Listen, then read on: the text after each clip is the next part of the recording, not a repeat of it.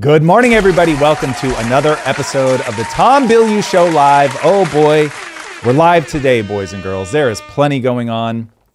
The Trump administration catches a couple wins and a massive loss from the Supreme Court.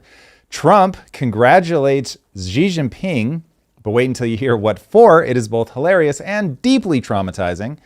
New data shows Xi and China may also be stacking AI wins that should make Americans deeply uneasy. That one, it really is a problem. It's gallows humor, boys and girls. JD Vance said something about the MOU that is both shocking and almost certainly true. We're going to be diving into that. The Democratic Socialists of America picked up another primary win in Colorado, and wait until you hear her thoughts on 9/11 and immigration. Mamdani claims that socialists understand the economy so well, they're fixing capitalist problems. That'll be fun to debate with Drew. Sergey Brin just made an investing move that serves as a vote of no confidence in New York City, obviously tied to Mamdani. We're going to get into that. And Claude Fable is back. We're back. And we've got more proof that AI is creating more jobs than it's destroying. That'll be fascinating. All right. Shout out to Plaud. Plaud is incredible AI technology that you can slap on the back of your phone. It records what's going on in your life, lets you know exactly what you said you were going to do. It's really incredible technology. It's one of the best ways you guys could be using AI in your life. And you can get 10% off with code IMPACT at plaud.ai/impact. And that's PLAUD.ai. All right, Drew, it's been some type of day, guys, because on June 30th, the Supreme Court closed out its term with two 6-3 rulings on opposite ends of the culture war. As I choke to death, apparently over transgender athletes, here we go. The court upheld laws in Idaho and West Virginia requiring students to compete on teams matching their biological sex. The justices ruled that those bans do not violate either Title IX or the Constitution's Equal Protection Clause. The decision validates similar laws across 27 states. The majority leaned in on competitive fairness and safety, which I think is very wise. The three liberal justices, as you would imagine, they dissented. And I really do despise how often things break along party lines, but hey, we are where we are. The argument of the dissenting liberal justices was that the ban swept too broadly by covering trans girls who never went through male puberty. So trying to get very specific about the different physiological impacts of whether you've had puberty blockers or not, which, by the way, puberty blockers, holy Jesus, that one is bad news bears, but we can debate that later. Clarence Thomas put it pretty bluntly in the majority opinion when he said, men and boys with gender dysphoria are not women or girls, even if they believe that they are. And so this is the first time that we're really hearing that message be put out by the court. So I think it's pretty interesting and certainly brings the debate that's going around culture to a head. And I think that's where a lot of this debate is going to live. To me, the thing that is a big part of what's going to need to be debated is where that collision between the majority opinion and the dissenting opinion lie, where you've got one side that's saying, listen, biological reality has to be addressed.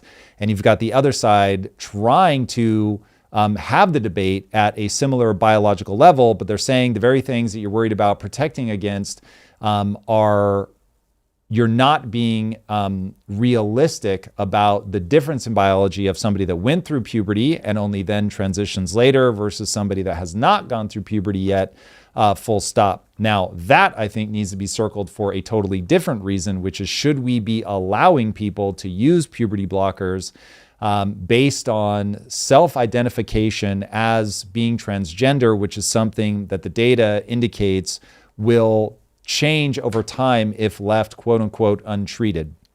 So I don't think that we're going to be able to get to the point where we have a debate about, okay, what does it really mean if you've taken puberty blockers, you've never gone through puberty in terms of the biological differences until we first have the debate of whether or not we should even be allowing children to make that decision for themselves. Because remember, even a parent who's going to bat for their kid is going to bat for their kid on the back of that child being able to accurately identify that they really do have what has historically been a hyper rare condition.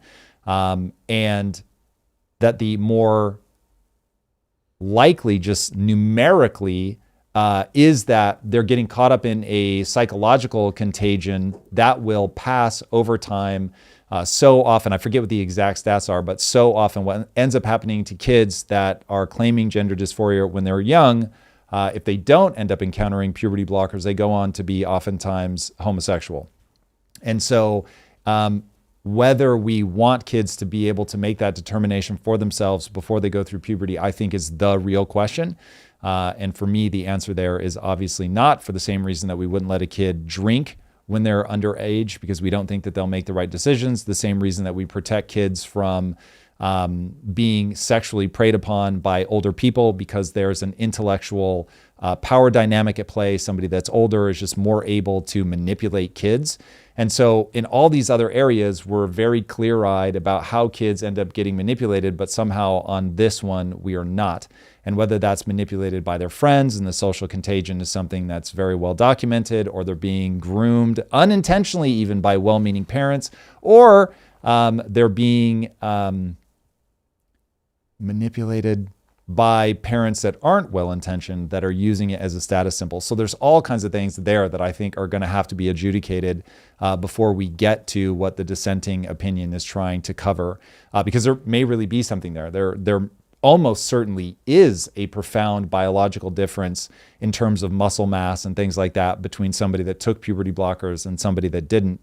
Testosterone as a hormone, in terms of its impacts on strength, are pretty well documented. They are very large.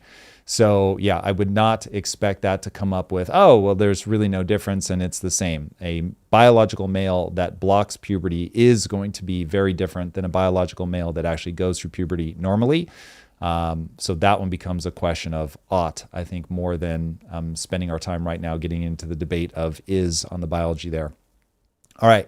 Ultimately, the court kept it narrow. The ruling applies to school sports. Also, this is at a state level. Let's keep that in mind. That's something that often gets missed in these rulings by the Supreme Court, is they're not saying it must be this way. They are saying that the states have the ability to choose for themselves.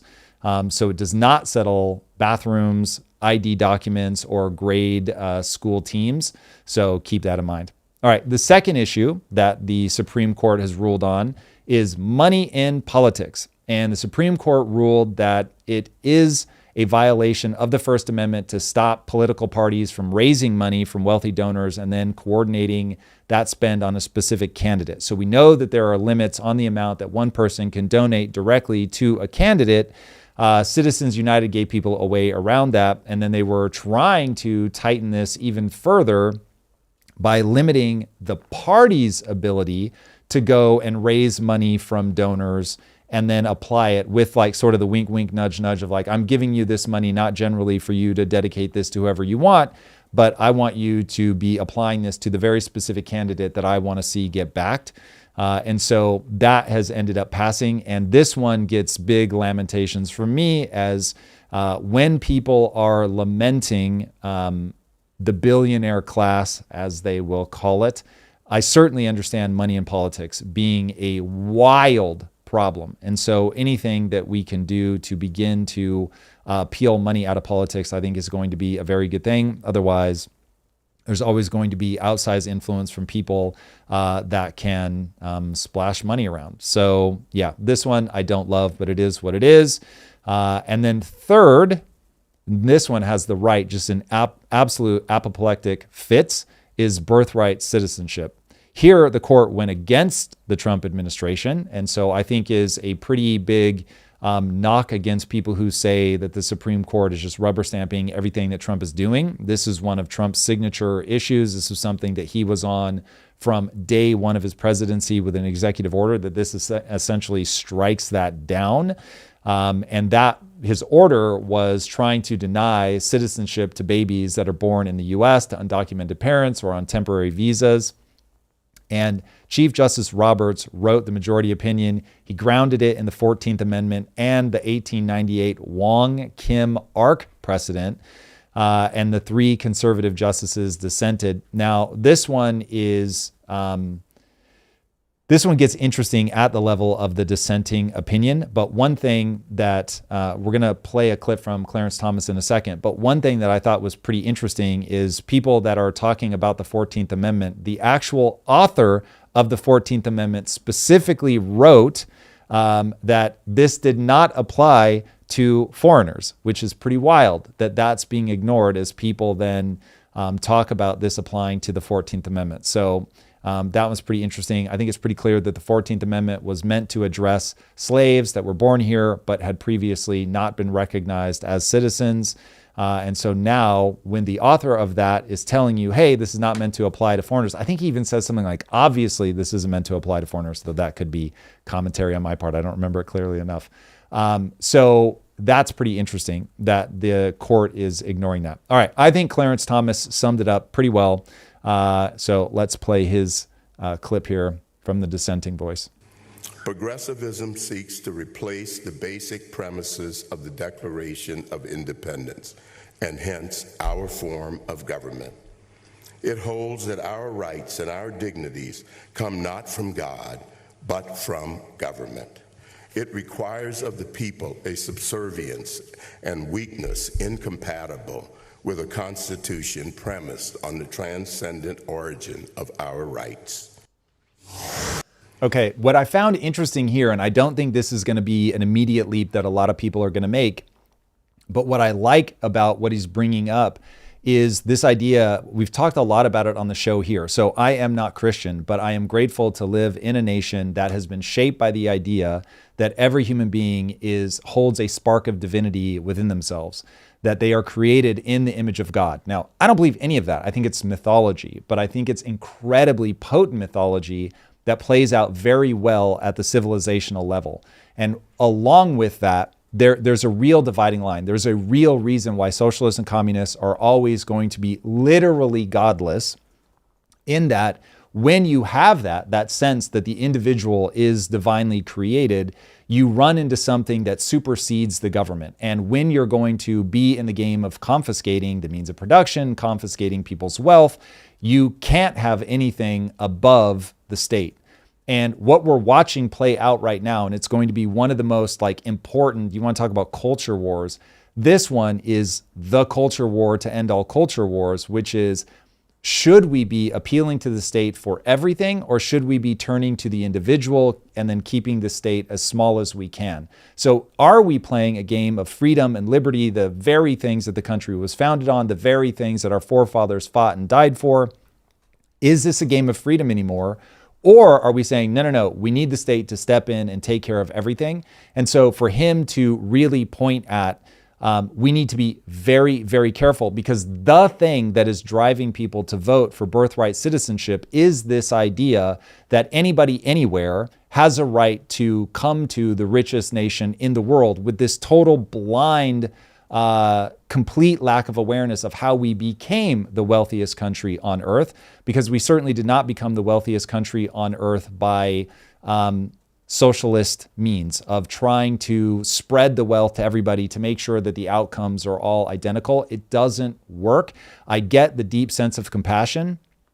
I get why people want that. The problem is that as you begin to scale that up, it doesn't scale. It becomes the most murderous ideology the world has ever seen, because of the way that you have to force people to give things up, because of the way that you have to go forcibly take things away from people, and that the vast majority of people, even in America, even right now, remember 70% of wealthy people, including billionaires, are self-made. So I know that we have some delusional view that the way that people get wealthy is it's just been passed on forever from time immemorial, and that it's somehow just a big echo of slavery. And all of that is just at odds with the facts of how people are actually getting wealthy right now today. And so understanding how wealth is created becomes this incredibly important thing, where people have to be able to track that through line of cause and effect to understand what's going on, to understand how you break that mechanism, the actual engine of prosperity, how it is broken by saying things like, any immigrant anywhere should be able to come here, that borders don't make any sense. And I know people are going to say that nobody's saying that, but check out your DSA candidates that are in fact saying these things out loud. The one that just won in Colorado, the primary there, she has said there needs to be a fast track for every immigrant in this country, whether or not they are undocumented, to become citizens. Fast track. So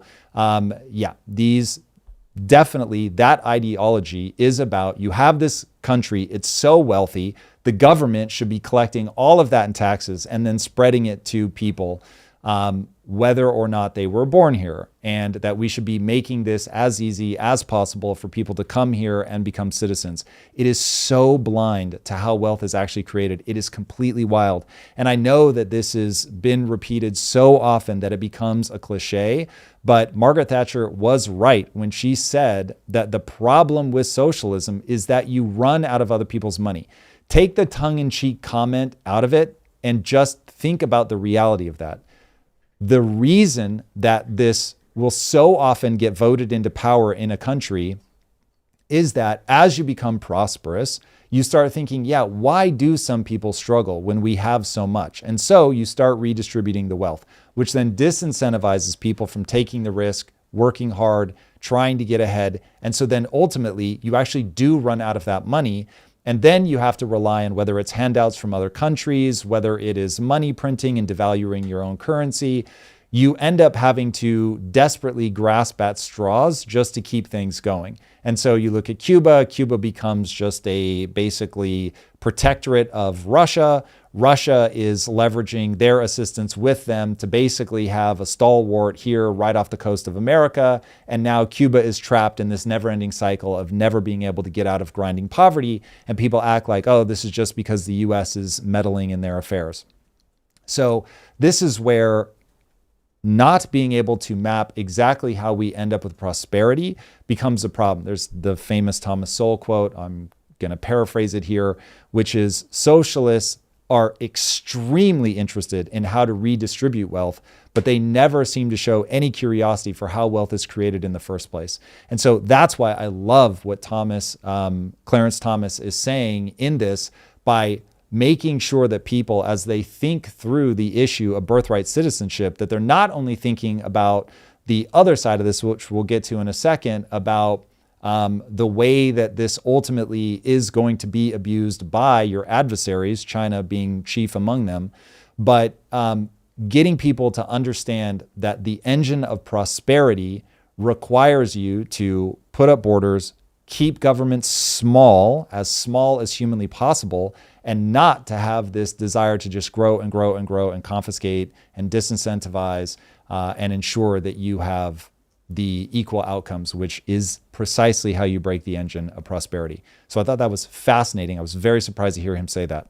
Okay, now the other side of this is what I was just talking about, that this will be weaponized against you by your enemies. And this is where Trump, in very Trumpian style, sent out a congratulations to Xi. I don't know if we can pull that tweet up here quickly, but it is funny and horrendous all at the same time. So here it is.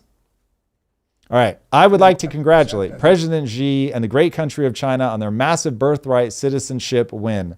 President Donald J. Trump. So, listen. It is utterly fascinating to me that Americans, we have been prosperous for so long that there is a large contingent of people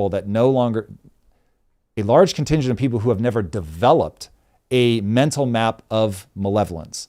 And they seem to think that nobody will ever take advantage of this system, that it's perfectly fine to get rid of borders, immigration, prisons. It's absolutely wild, as if there aren't people who, in full understanding of what they're doing, are simply going to take advantage of that weakness. This is why people will say that weakness is a provocation. What they mean by that is there is a type of person out there that if they see that you are weak, they're going to make a move. This is exactly why Putin said, if Trump had been in office, I probably wouldn't have moved on Ukraine. He saw the weakness of the Biden administration, was like, all right, cool, I can get away with this here. I really do believe that nations will be as expansionary as their own internal moral compass will allow them, and the level of violent resistance that they meet as they try to expand. And so if you take that as being just a human propensity, then you'll understand like the extensive fraud that we're beginning to see in America, because people see things like COVID as a moment to go, oh, the government is lowering their defenses. Awesome. I'm going to go take advantage of that. And so you're going to see more and more and more of this from people like Xi, where you've got some ungodly number of companies in China that actually do this birth tourism, where they're setting up hotels in the US and US territories, getting people to come here, have the baby, then they send them back to China, where they're going to be raised to be loyal to China. And then, should they so decide, send them back into the US, where they will have spent effectively none of their life in the US, but roll up with all of the rights of a citizen. People are estimating the numbers at about 1 million. People that will grow up as Chinese citizens, but be able to come back here to the US. I haven't verified that number, so take that for what it's worth. We'll see over time what that number actually ends up being able to be verified at. But just that loophole has been created, I would say, is something that we're going to want to address. Now, the good news about the ruling is it was a 5-4 decision, which means that the people who thought it was going to be 7-2 or even 8-1, that didn't end up being the case, that the court is far more divided on this. And so hopefully over time, we can bring people's eye back around to how these kinds of things will be weaponized against the U.S. If we want to have a immigration policy, let's just state what we want the immigration policy to be. These are the people that we want to see come into the country. And if what people want to see is just anybody and everybody, make them state that out loud so people at least know what they're voting for. But having this backdoor via birthright citizenship is pretty crazy. Now, there's one way that I think that we could deal with this that would be very in keeping with laws that are actually already on the books. You guys may or may not know this, but as a U.S. citizen, I know firsthand because I lived through this. If as a U.S. citizen, you are living in another country, as I was living in the U.K. when I was on the way to getting married to Lisa, you have to pay tax on worldwide income. Whether or not you're working for a U.S. company doesn't matter. No matter where you're at in the world, you're going to pay tax presumably in that country, and you're going to pay tax back in the U.S. as a citizen of the U.S. And so the only way to stop that is to reject your citizenship. Now, if we're going to offer birthright citizenship to people, then we should be going to them, no matter where they're at in the world, and saying, hey, you've got a choice. You can either start paying tax on your worldwide income, or you can renounce your citizenship. But just like people that grew up in the U.S. that have to do exactly that, we expect the same from you. And I think that will cause a lot of people to have to just actually make that choice. Am I really going to continue to pay for my citizenship, or am I going to renounce it? So that would help. I don't think that that goes all the way to solving the problem in the way that we should want to see the problem solved, but at least that would do something to make this a decision that people really had to make, that they really had to put their money where their mouth is in terms of whether they're going to contribute to the American system in order to retain their citizenship. All right. Man, I think this one is going to be hotly debated. Going back to your last point, when you said you have to pay on income, it was like income tax. You filed a form, yes, and then it will pay back. So if you had no income, you wouldn't have to pay. Like if you didn't have, if you're not making money, so you're not going to be able to do this on an 11-year-old. I'm going to the million Chinese babies that are infiltrating the U.S. That's why I asked to see if they would, if that would be a way to get them, but they would be exempt because they would not have any income. They would be exempt until presumably they turn 18. I very much doubt that they're just going to sit around in China. Now, it's possible. If you're rich enough to come to the U.S. just to have a baby and then fly immediately back, I feel like you're rich enough not to have a job. It's possible. And so you may not be able to curb the problem as much as I would like through that, but I think that you will catch a substantive number of people, because now you're asking the government basically to just sort of endlessly support these people, and maybe they'd be willing to. Maybe it's advantageous enough for them to do that. I certainly won't rule it out. China's got a lot of money, but yeah, I think it would make people make harder decisions. Also, I don't think all 1 million of those are people working for the Chinese government. I don't even know that any of them are. I'm just saying that that is certainly a loophole. Like, if I can get everybody to follow the chain of logic, do we think the U.S. sends people to be spies in other countries? If you answer anything but yes to that, you're out of your fucking mind. Yeah. Do we think other countries send spies to the US to be a part of the US? If you say anything other than yes to that, you're out of your fucking mind. Yes. So now it's like, okay, well, if we know that we and our adversaries are constantly doing this at all times, do we not think that they're going to scan the voter rolls, or not voter rolls, but the regulations and the laws of our country and go, which of these can be used against them? You're crazy. Of course they're going to do that. So Kobe Bryant used to research where the refs were required to stand on the court at a given time so he could know their movements. If you've got a basketball player that understands, you just need to understand the regulations better than anybody else, and you can do things that other people will think border on magic. Governments are doing the same thing. They're looking at where are the things that I can exploit in this setup. And so this is just an angle that we're giving to our adversaries as a way to exploit us. And so the interesting part for me is when you do think of this as a culture war, and a culture war is a collision of values, when you start asking, okay, what are the values that people believe? What is the worldview that's driving those? Meaning, what base assumptions are they making that make them think this makes sense, that you would want anybody to be able to get here, have a baby, whether you're here illegally or not? That's somebody who says there is no such thing as illegal. I'm going to guess if you push them, they would effectively say that there's no such thing as borders, which is exactly how I read somebody like Kuros, who's the DSA candidate from Colorado, saying that there should be fast track for anybody who's here, even if they're here illegally, there should be a fast track to citizenship.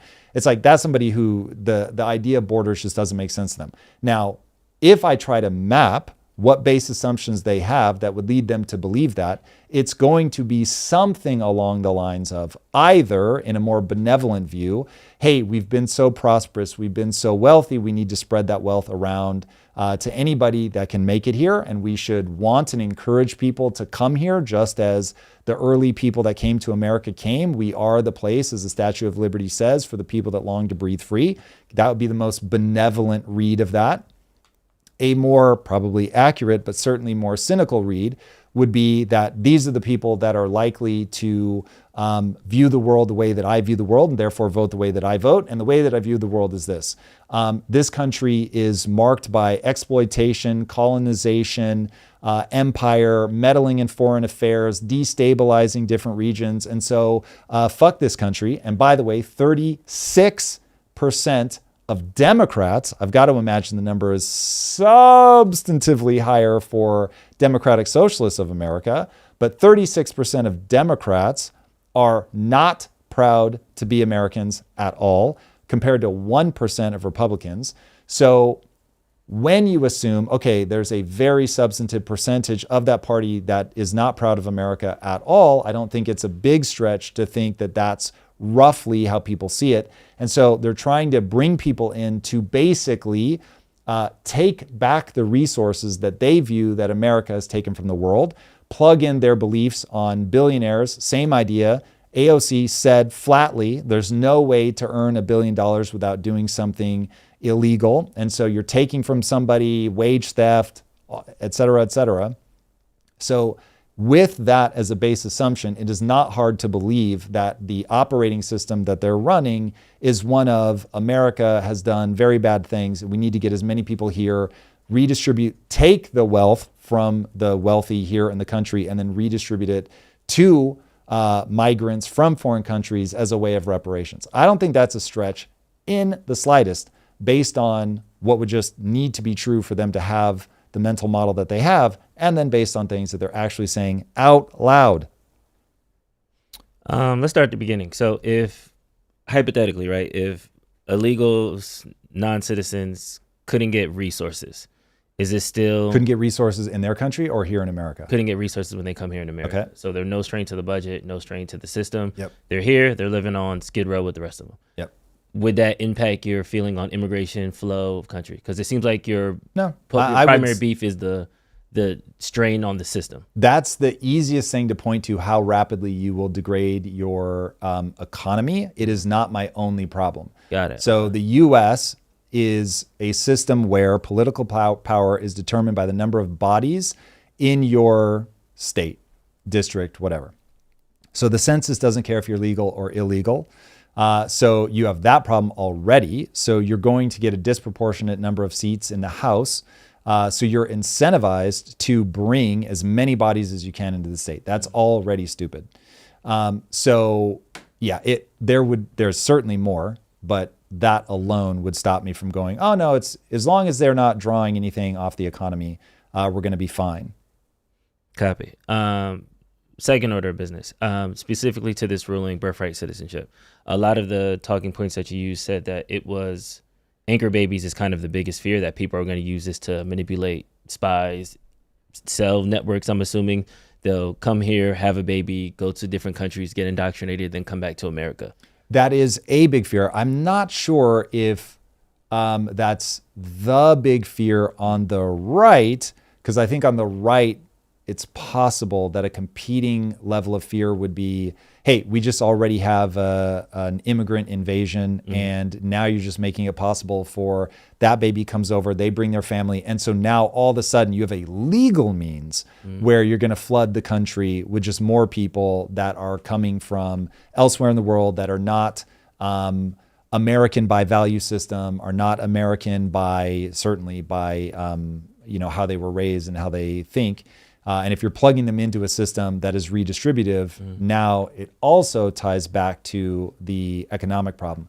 But I think, and look, I can't speak for the right, but I think that it's really that sort of 1-2 whammy. I'm probably more paranoid about the governments using this against us because I'm so keyed into China and the Cold War that we're existing in right now. And they're so strict on their borders. And so they're like, oh, you guys want to commit suicide? Cool. Yep. I'm going to help you do that. But I think that the right probably would err more on the other side, that this is just about you're letting too many non-Americans into your country. I will say I was wrong. I like to acknowledge when I make mistakes. I thought this was going to get passed. I was very surprised when I heard the Supreme Court decision. Clarence Thomas was picking up his jet ski and his fishing trip vouchers and then went to Speaker Johnson and had a speech. And I just think that it's interesting that the people who did dissent were Republican, people that were appointed, Brett Kavanaugh, the woman, Amy Coney Barrett. Thank you. Those are typically go into the conservative direction for this specific reason. They went into the liberal direction. So that was interesting, and I did not see that coming. So when we talked about the SAVE Act a couple of weeks ago, we were saying that this was something that was going to be another win for Trump. This was not going to be an issue. It got overturned. I was wrong.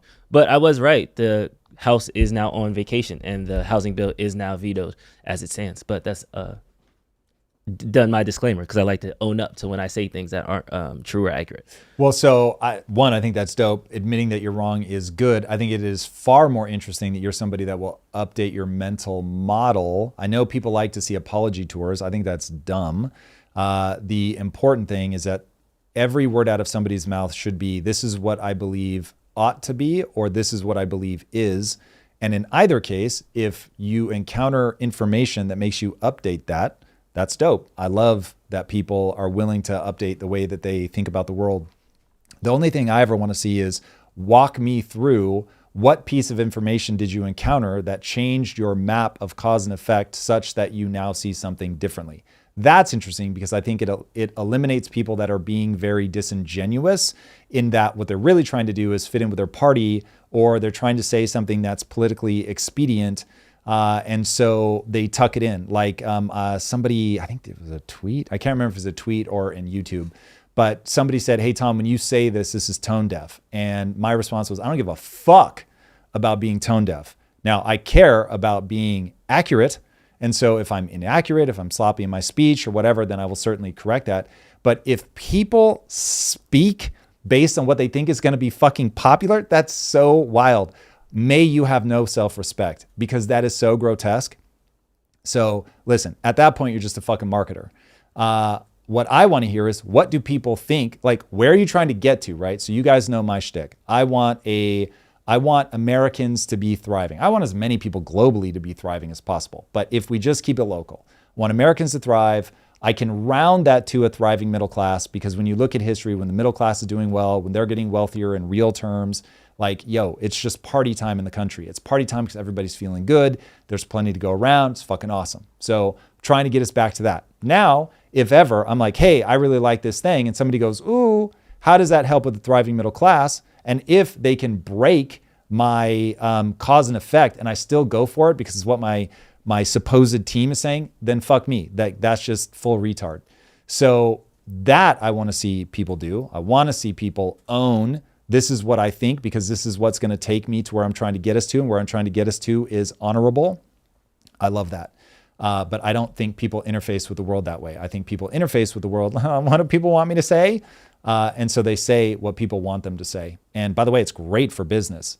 I understand I am actively damaging my ability to just be a neutral party in terms of like the video game stuff. Oh, Jesus. I won't even be able to be the front of my own game because I don't want people to need to care about what my politics are.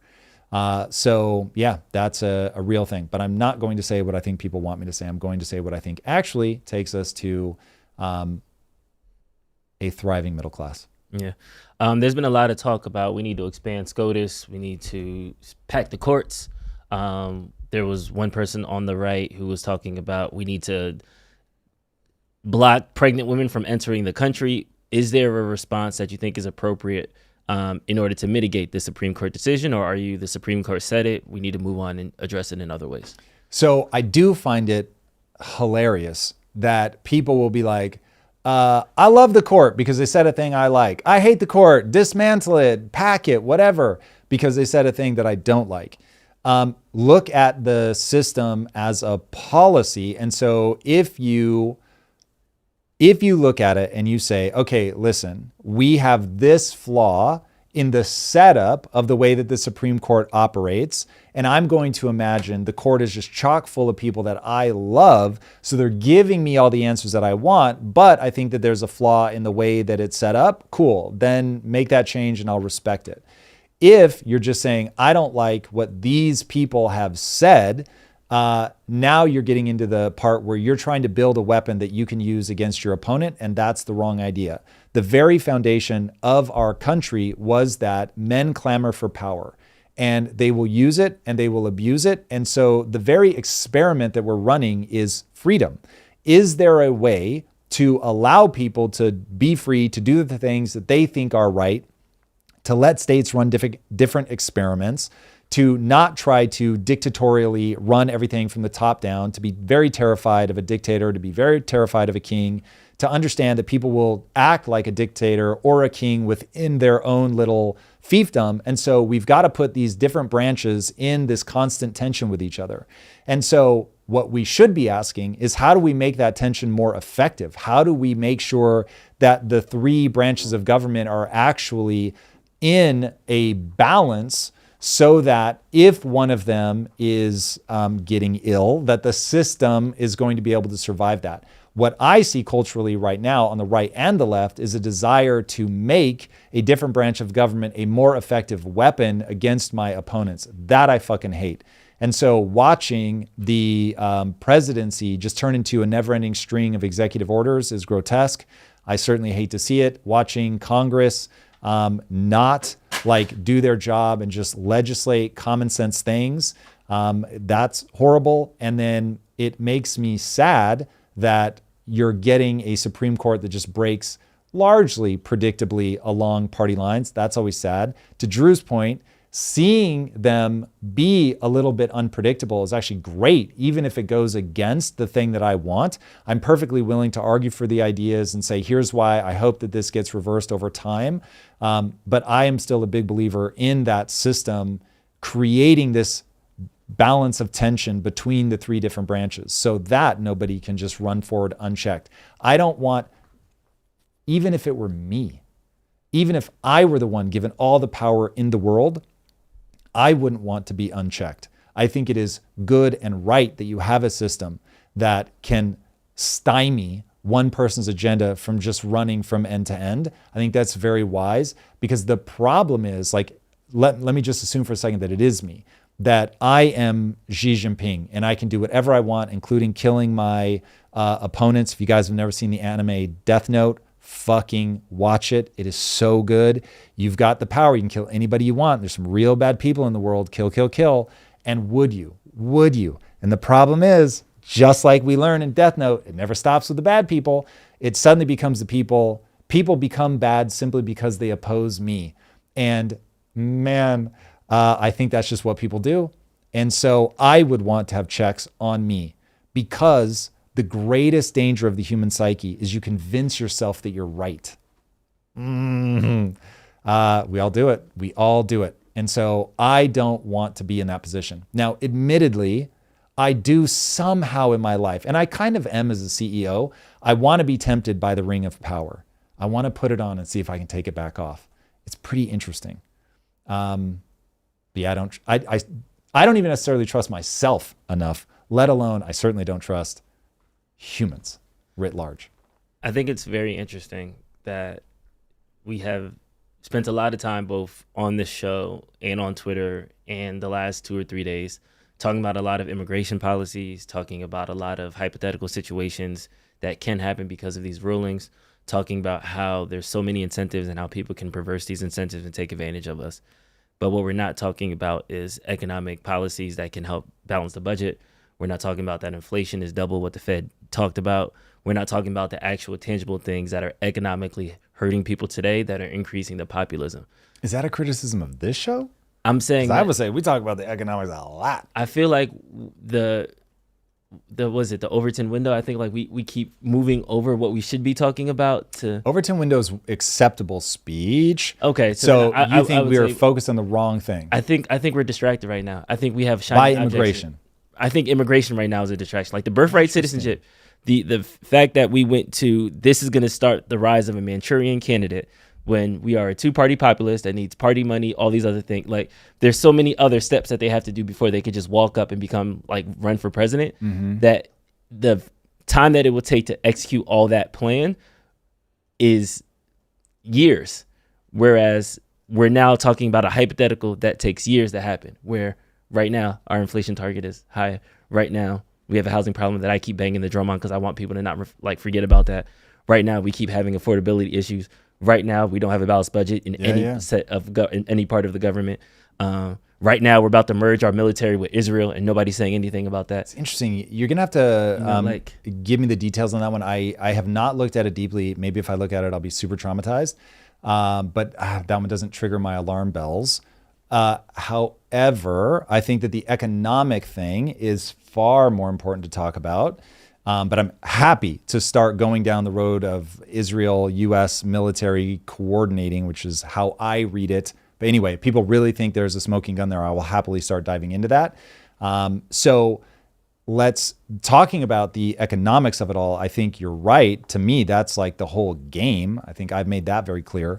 But immigration is going to be the most important debate over the next 10 years, precisely because it's going to impact the economics of things so profoundly. And I will be very surprised if people right now can't feel that there is in the Democratic Party, the energy is far left. Now, if people want to debate that, I'm happy to debate it. But when you look at the primaries, we're seeing a spate. I think we've had 4 now. We're seeing 4 incumbent, like long-term incumbent, what do they call them? Establishment Democrats being replaced by specifically DSA members. So you look at Mamdani. Mamdani is, I think, the de facto face of the Democrat Party. He's not eligible for president, but nonetheless, he is the de facto face of the Democrat Party. And so he's a DSA member. So that, I think people would be hard pressed to say there's not an argument to say that that's swinging farther left. Now, they are largely, one of their big tentpole things is immigration.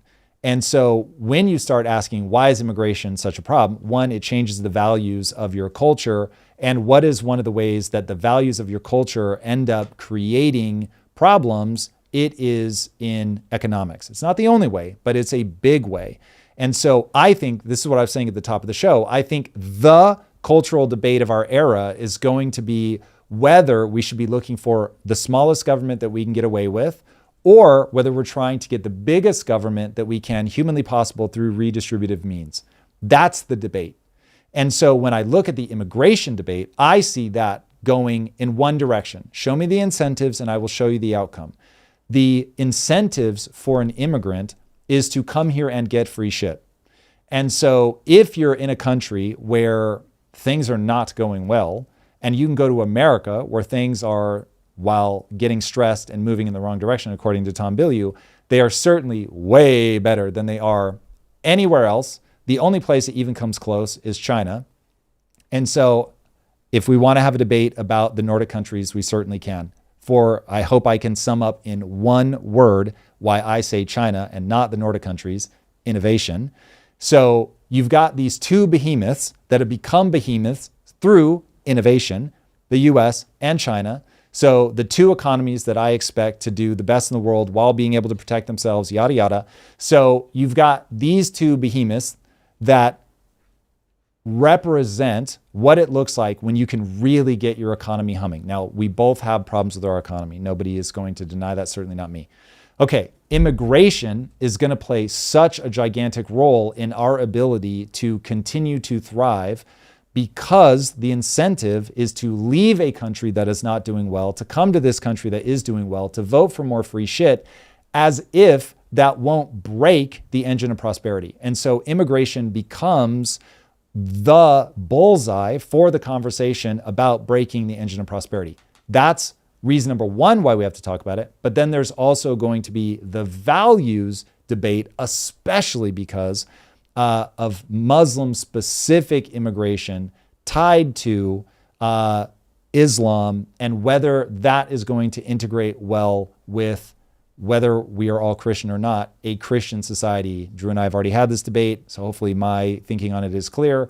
Happy to explain it again if people are confused. But like, those two things are going to collide. And so we have to look at, what are we going to do about assimilation? So in a quick nutshell, that's still oversimplifying it, but those two big beats are why I think immigration is going to be the debate of the next decade. We shall see. Let's jump over to JD Vance, who said that the Trump MOU was to get some money or to refill the world's oil economy. So I think what the president has told us to do is use this MOU to sort of refill the world's oil economy, to refill some stocks, and then to see where the hand is. And so there it is. You got to say that the Trump administration just says the shit. You had Rubio, he's walked it back, but you had Rubio back in the day being like, Israel was about to strike Iran, so we had to get in there and strike them first. So it was like, okay, well, that's at least real. You've got Trump literally is a running monologue of an id that doesn't understand how to interrupt his own mouth. Mm-hmm. So that's utterly fascinating. And then you've got JD here just saying the thing. And so, yeah, that makes a lot of sense to me, because if I'm the Trump administration and people are coming after me, I'm going to be like, what do you mean? What's the problem? We haven't come to any finalized deal and the oil is flowing. And I'm just going to point people back to that.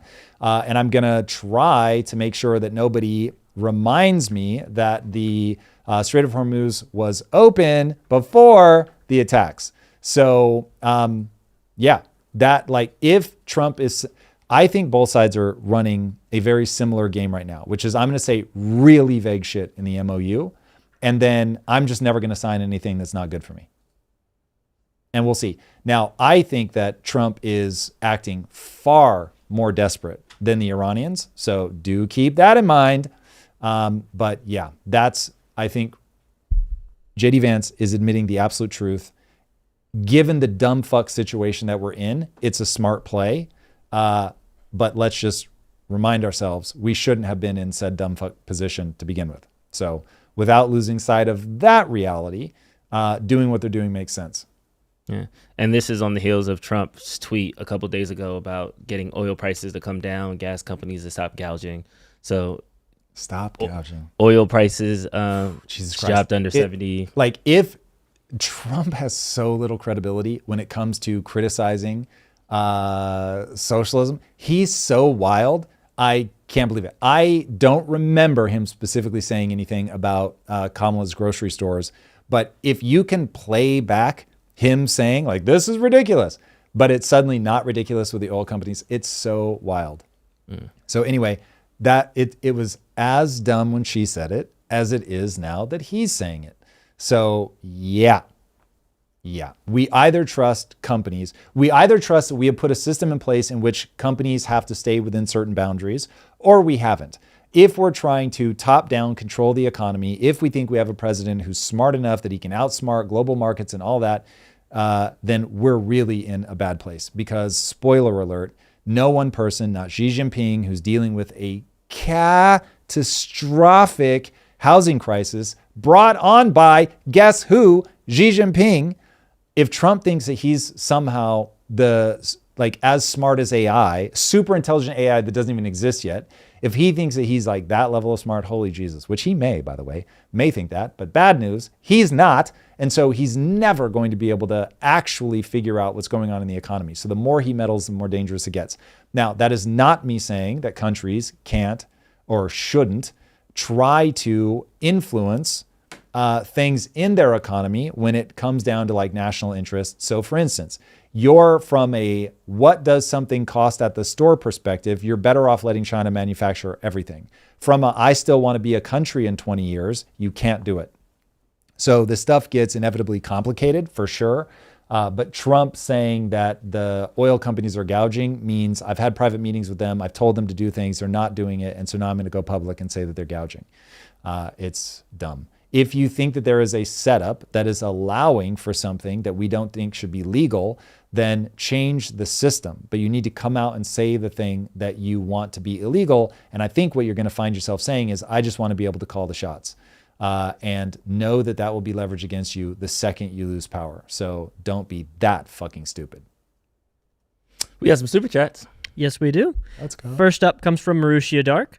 Please do a deep dive on the life and policies of Gaius Gracchus, as well as Marius and Sulla, who succeeded him.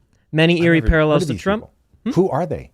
I only looked up the pronunciation. Let me go pull up the names real quick, but I'll finish the rest of it.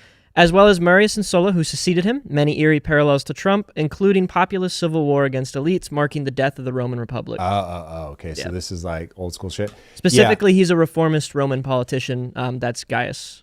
All right. And a soldier. I'll check them out. I do worry that anything touching on the Roman Empire is so memed that you won't even be able to be heard if you talk about it, but I'll certainly look at it. Whether or not I'll do a deep dive, that's a different question. Next up, Marussia Dark again says, after SCOTUS ruling, Trump should put a 10 to 50-year moratorium on all migration, at least among non-allies, to ensure anchor babies and birth tourism can never happen in the first place, let alone produce a Manchurian candidate. Yeah, it is certainly an option. And I think you're certainly going to see the Trump administration try to find ways to stop people from getting on the soil, because that's exactly if you're looking at this decision, you're like, I don't agree with that. So what are things that I can do to mitigate that problem? Because this is about people that actually make it onto our soil. So nobody's saying that we can't limit the number of people that come onto our soil. So what are we going to start doing? You can certainly expect that. And thank you for the 40 total, Marussia. Yeah, no shit, Marussia. I was just thinking of this as well. And I think, by the way, we keep mispronouncing it. It's Marussia, if I remember correctly. So hold us accountable to that, as you are A, longstanding, and B, extraordinarily generous. So we appreciate you. Question Things says, in the comment section, it's clear many don't understand some basics of what you're talking about in regard to inflation, but it would be beneath you to make a video about it. So I made one for you in the Discord. We made a video on inflation. That was one of Tom's first deep dives. Also, we talk about it every show. Why do I feel like I'm being gamed with that comment? So it's certainly not beneath me. We've talked a lot about this. We've made videos, but if you've also made a dope video, that's rad. And if it is a big winner in Discord, let's make sure that we surface it. But yeah, I love it, man. The more people that make videos about the cause and effect of inflation, exactly what causes it, what the effects are of it as well, that'd be amazing. Love to see it. And also, shameless plug, go to the Discord if you want to debate us. Brutus Lugo says... What's up? Brutus, you said Bruce, I think. Oh, Brutus, my bad. How many seats has California even gained from illegal immigrants? Can you chat GPT it or Google it? How many seats would they have, if any, if all illegal immigrants were deported overnight? Can you look that up too? If we were to exclude illegal citizens, how many seats in Congress would California lose? Google Gemini said California will lose between 1 to 3 congressional seats if undocumented immigrants were excluded from the census apportionment counts. The caveat here is because the House seats are fixed at 435, those 1 to 3 seats will be shifted to other states. Meaning they'll be taken away from other states. No. So if California loses those 3 seats, they don't leave the House. Ohio will get additional right. Because it's a percentage. Yeah. Zargos Shaibusin. It's Arabic. Apologies if I mispronounced. Hi, Tom. I I'm think 32. that was actually exactly how they say it. Oh, is it really? And that's $100 super chat. We gotta put some respect on that. We apologize. We gotta put some respect on that. Thank you for the super chat. Super chat. Thank you for 100. Hi, Tom. I'm 32. In a serious relationship. Marriage likely in a year. Let's working go. solo. Sorry, working That's an solo. accomplishment in 2026. Hey, I'm here for it. I'm clapping, my man. 15 hours a day with AI to build useful apps. Have not shipped yet, but close. Inherited 700K. Were you in my shoes between stocks, gold, silver, businesses, etc.? What would you do with that money? Okay, so my Not investment advice. Not investment advice. Our CFO's so here. Weird About to get sued. can't say. Which, by the way, we do need to introduce him at some point. I really don't like that you can't give people investment advice. That's nanny state bullshit. But anyway, first of all, and I really do mean this, nobody should take investment advice from me. I'm not confident in my own. Like, I live in a perpetual state of paranoia that I'm doing something wrong. So please take that with a grain of salt. The investing especially is so complicated. But the way that I approach it is what I'll call the best practices from the greatest investors over extraordinarily long periods of time.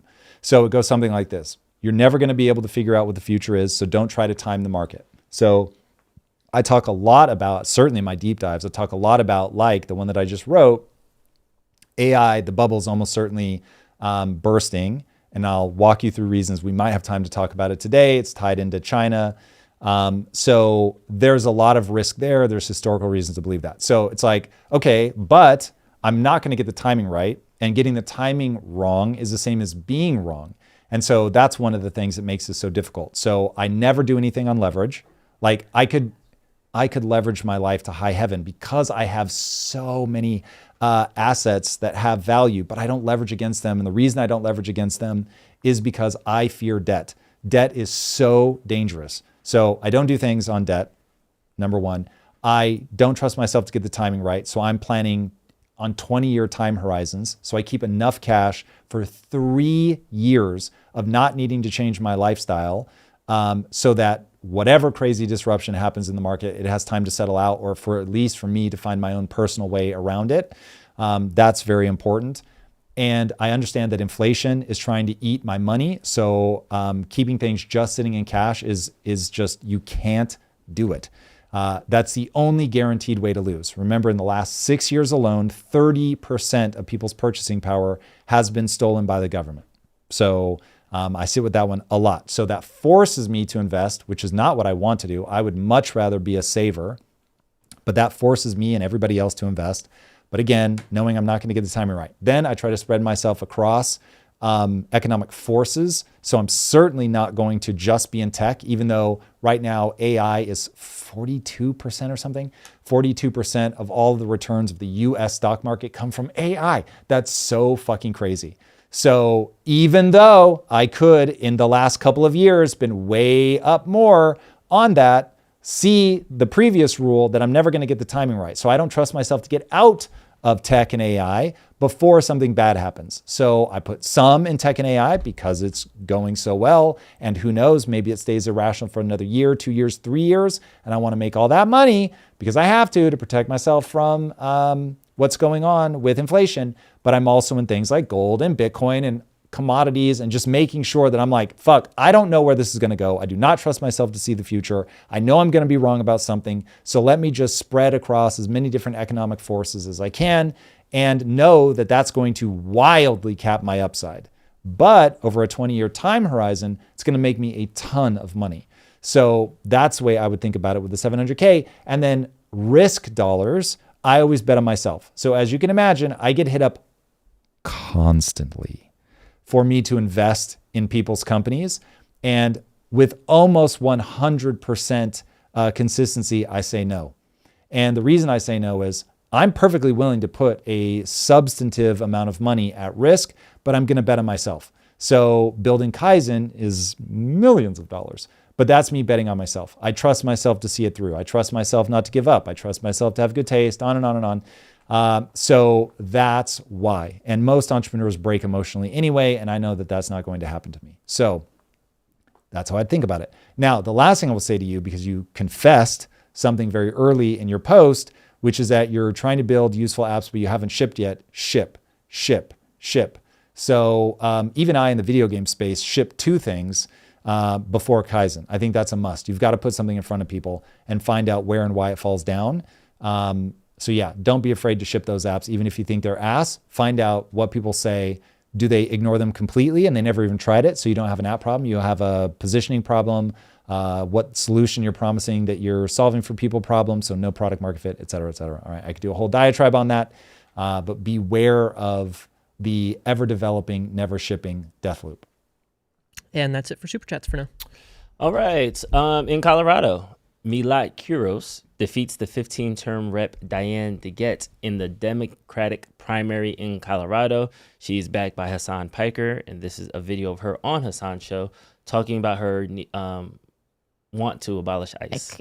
Abolishing ICE is just one step, right? Democrats have been in power Keep that in mind, multiple just one times over step. the last few decades and did nothing to address the immigration reform that we actually ICE need. expenditures, increased spending. Exactly. Yeah. And so I think there has to be an immediate pathway for every single undocumented immigrant that's here in this country today that does not Immediate. require them to I shell underplayed out it.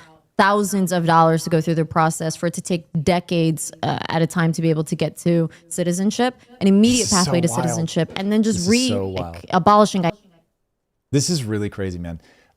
Yeah, this, if I didn't have a rule in my life that I don't stand still, this, seeing how much energy is going far left is demoralizing. It's demoralizing, especially when the causes of this are so obvious.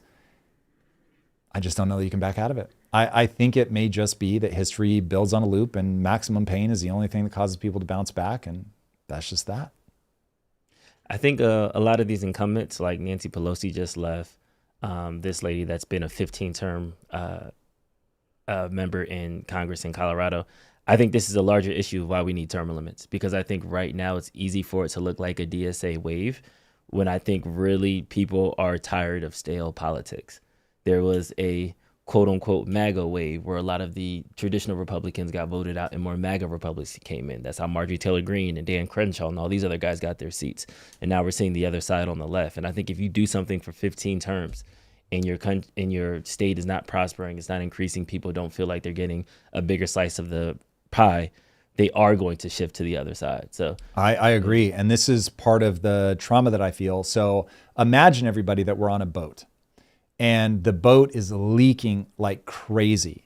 And you've got people trying to bail out the boat with all kinds of different buckets. And you have somebody that's like, you know what we need to do? We need to get these assholes with their big buckets. We need to get their buckets from them so that we can do a better job of bailing out this water. And I'm like, have you gone down to the hole and see who's drilling the fucking holes in the hole that's allowing the water to come in? And if more of the people that you're bringing onto the boat are actually going down to drill the holes so that you can better justify getting the bucket, that seems like a pretty big problem to me. And that's exactly what we have. So I agree with Drew that we have stale politics, that you can make a very easy case for the uniparty because they're both going to deficit spend. And given that deficit spending is the drilling of the holes in the hull and is the reason that your boat is leaking, I only want to hear people talk about how we get people to stop drilling holes in the fucking boat. And no one's talking about that. And that's what means this isn't going to work. And not only that, we're going to bring people in that are going to drill more holes in the boat. And their incentive structure is to drill holes in the boat.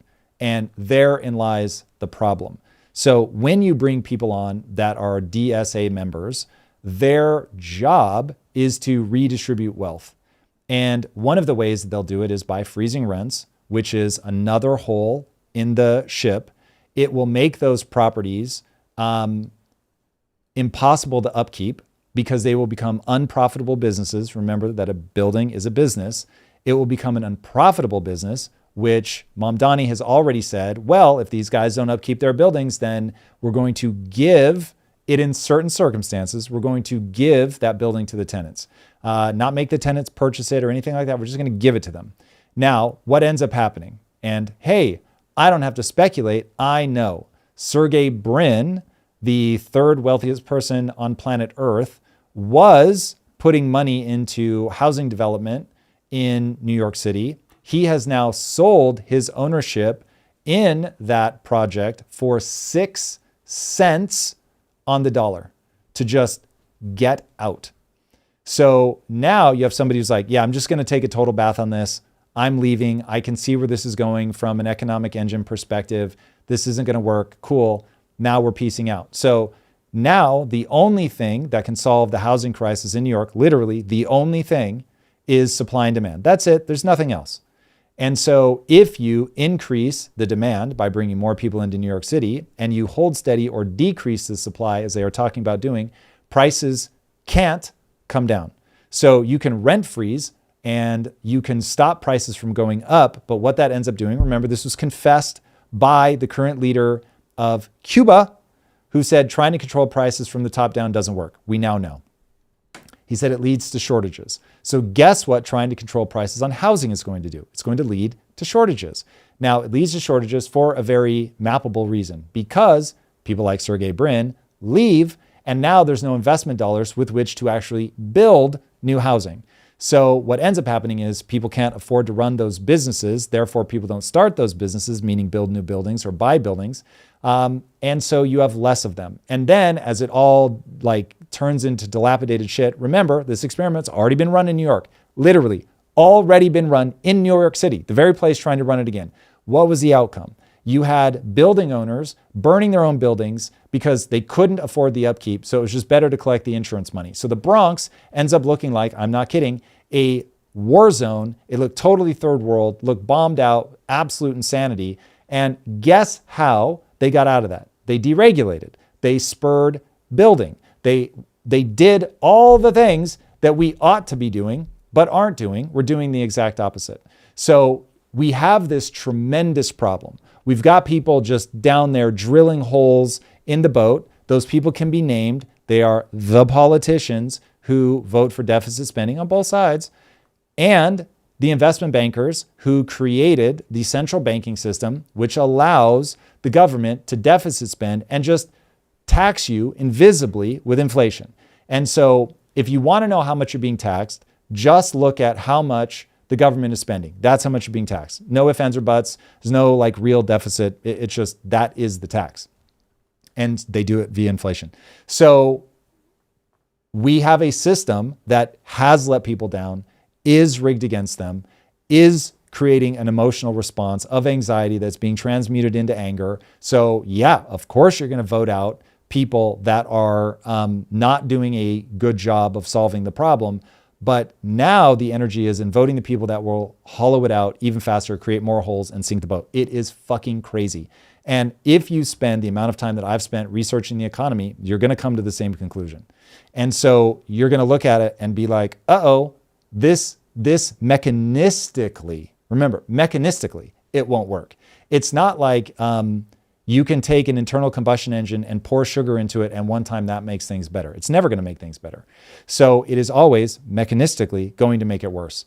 And if you want to fix it, you've either got to build a new engine that runs on sugar, and then okay. But so far that defies the laws of physics. So what we are doing is economic suicide. So I get why people feel that way. I get why they want to do it, but it doesn't change the cause and effect reality that it's economic suicide. And this is also on the back of the contested balanced budget that Mamdani proposed. You said you have a deep dive brewing, or you're doing a deep dive into the budget. Yeah, I'm doing a personal bit of research. So I never want to interface with the world emotionally. I know that I'm at my most high risk when it comes to Mamdani because he does elicit extreme frustration in me.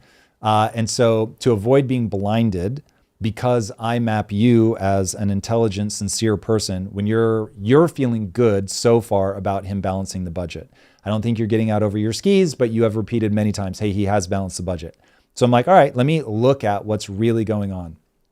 Now, as I explore what Mamdani is doing, the balancing of the budget is not unique to him in any way. So the budget is legally, it must be balanced. So Adams has done it, de Blasio's done it, everybody before him has done it. Everybody's gotten to the same place, whatever, June 30th, they have a budget that gets signed off on. Literally everybody with no exceptions. So, okay, that's not a for or against.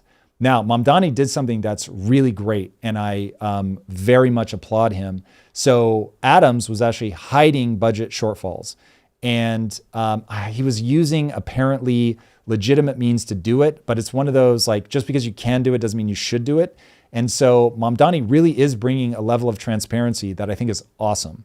And so kudos to him on that. I don't think there's any reason for anybody, no matter whether you like him or hate him, to take anything away from that. And so I want to see more people doing that. Like, let's keep that train rolling. So I was very impressed to discover that. When you look at the amount that he has increased the spending in New York, at least at this stage in my looking into it, it's not by much. Few $1 billion, but against a $125 billion budget, it's not crazy. Listen, you can make an argument that New York's budget is already so overblown, but that's not just a Mamdani thing. So I don't want to put on Mamdani anything that doesn't actually belong on Mamdani. So much of what Mamdani is dealing with is just decades of one-party rule. They've been doing bigger and bigger budgets with no end in sight. Like, each person just keeps making the budget bigger.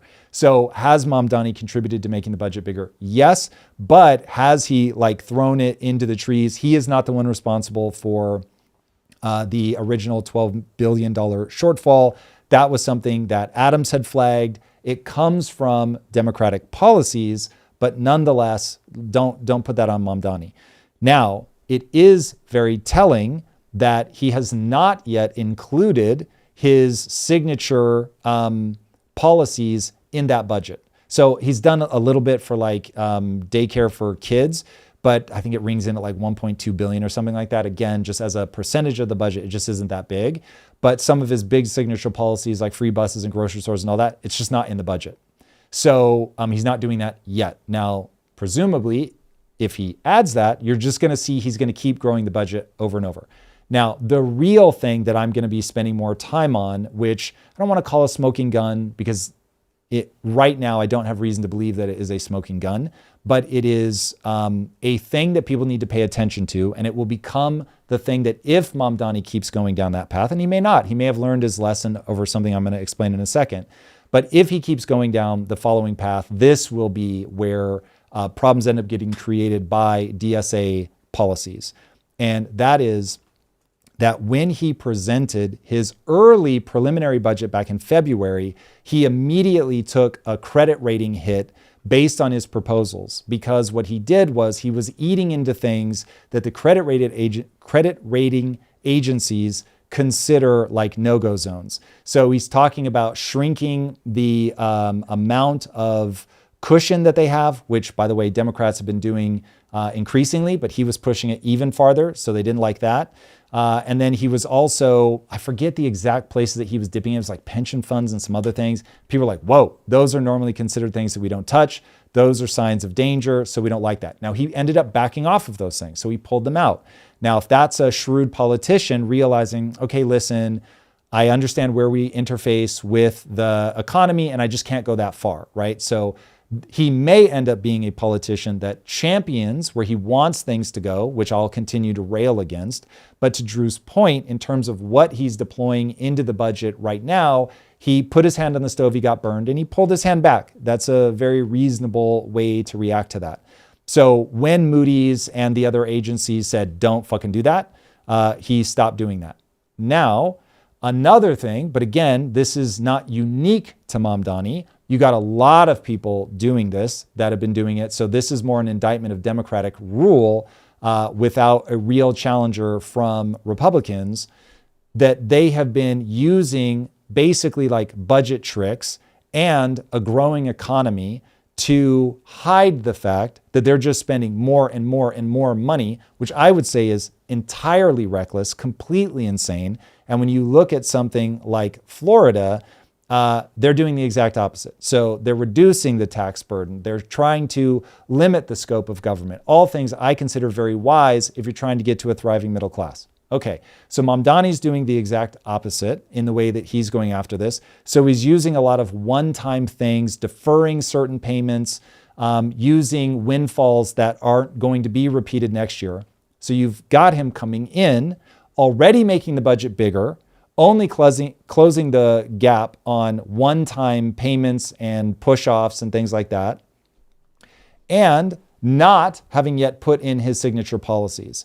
So we won't be able to see the results of this year's budget until this time next year. So keep that in mind.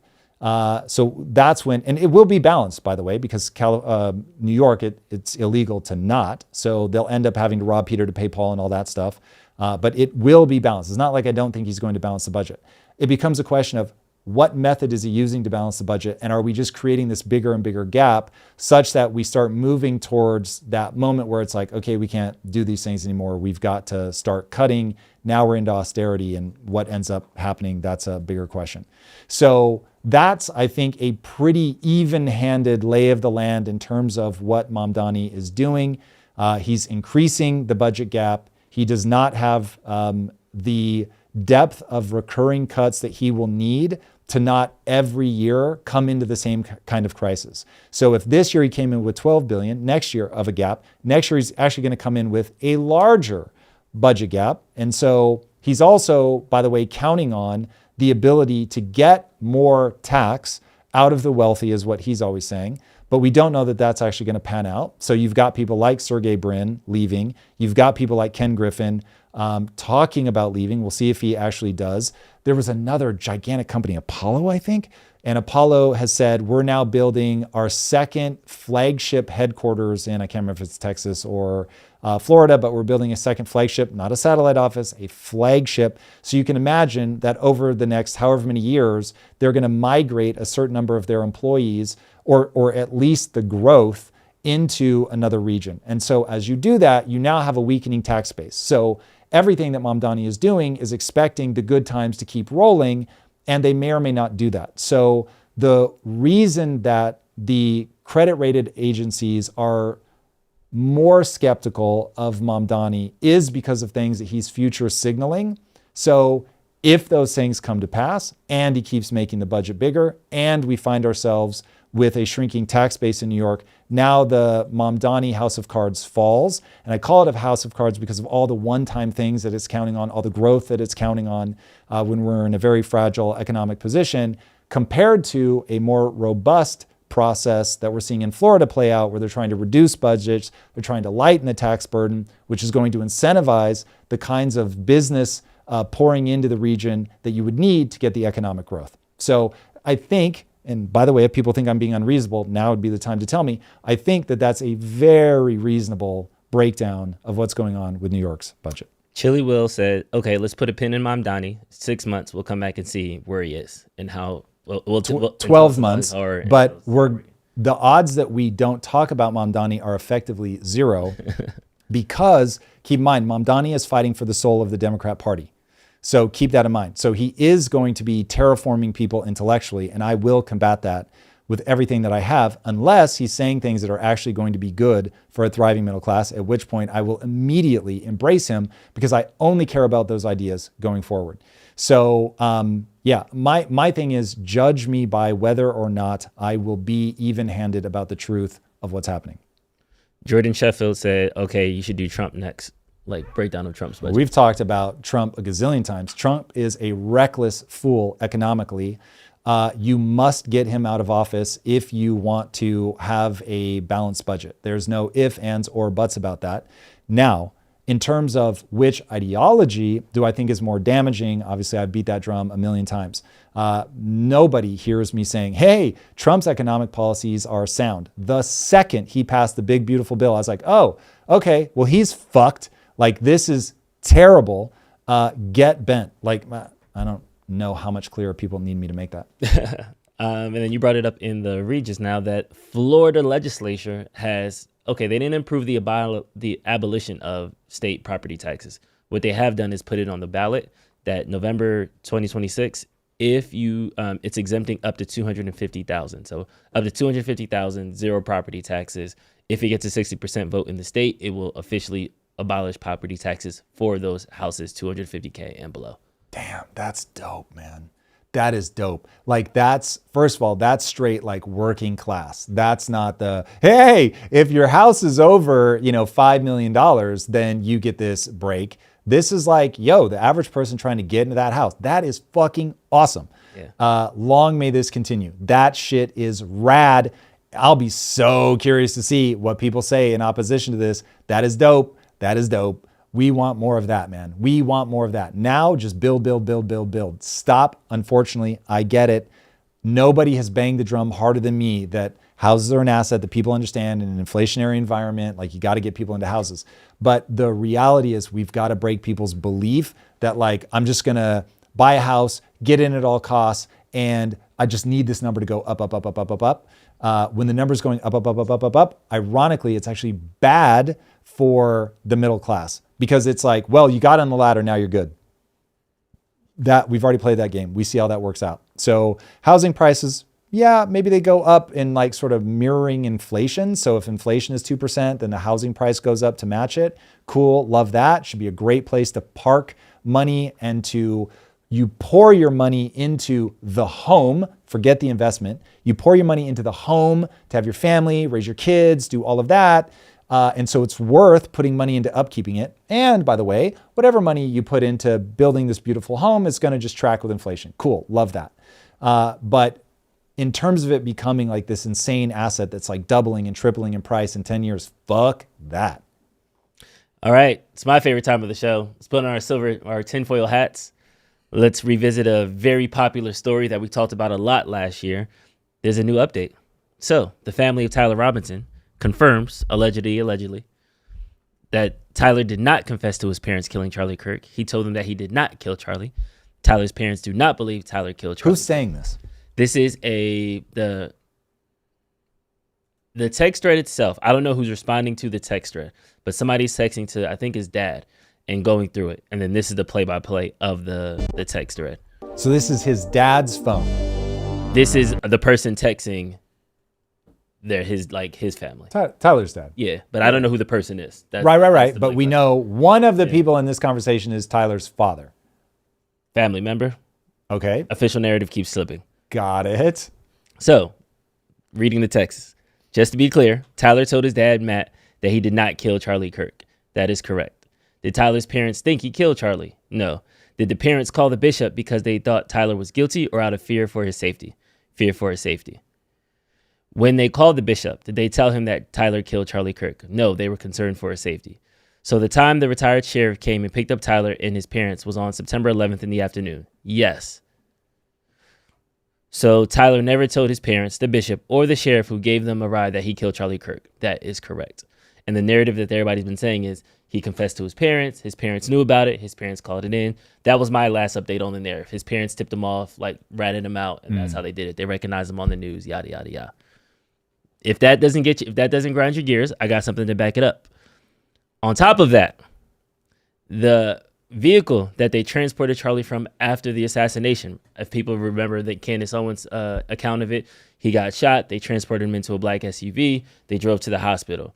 That SUV was sold a month after. They stripped the carpet down and they stripped the seats. The way that, so we've got two things at play here. The forensic way that people have responded to the crime scene. And then we've got yet another text thread that feels like a diary that was meant to be read. Like, it is written like people want this to be read to put a different narrative out there. It's exactly how I felt about Tyler's supposed text to his boyfriend, where it was like giving contextual clues that you only give if you're a terrible screenwriter. Like, it was so wild. Okay, so there's that. I feel like I'm being sucked into a narrative battle, not necessarily somebody just trying to really get to the truth, but I'm perfectly willing to accept that things that are not the way that they have been presented to me. I don't have a hard time buying that at all. So we'll let things play out in court. It is my understanding that cameras are going to be allowed in the court, right? Apparently, yes. So fuck, we all got to watch. They already started it though, so I don't know if it's just for sentencing or if they just aren't. Oh, we need an answer to that. Ryan, as the resident researcher, we looked that up. Yes. By the way, can we just... Cameras in the courtroom specifically? Yes, please. Can we get a camera on one Andrew Press? So everybody, this is our COO. We're teching him out. He's going to be running point with me when Drew and Ryan may be gone for whatever reason. So we want another person that can come and just make sure that the show can continue going on. So welcome him in the way that I would expect you guys to welcome anybody.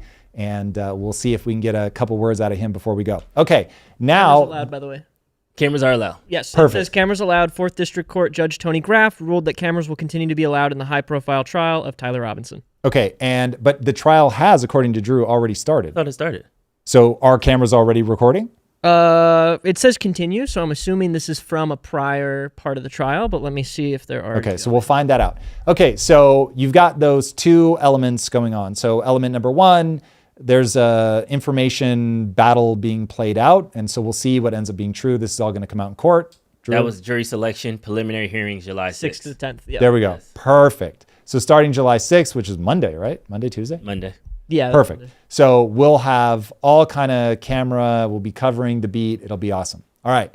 The second side of this is the forensic way that people have been engaging with the crime scene. And this shit is so wild. It is like you're trying to take somebody like me who doesn't normally go in on conspiracy theory. And you're like, we're going to be so ridiculous that we're going to make people like Tom just completely unhinged. There's something going on. Why am I being lied to? Why is this being covered up? So I'm almost certain that within like 36 hours of Charlie Kirk being assassinated, bleeding all over the place, that they cemented over the location. Now listen, I get the trauma to people at the school, and I get that they're not going to want to walk by and see a bunch of blood in the courtyard. Got it. Put a fucking tent over it.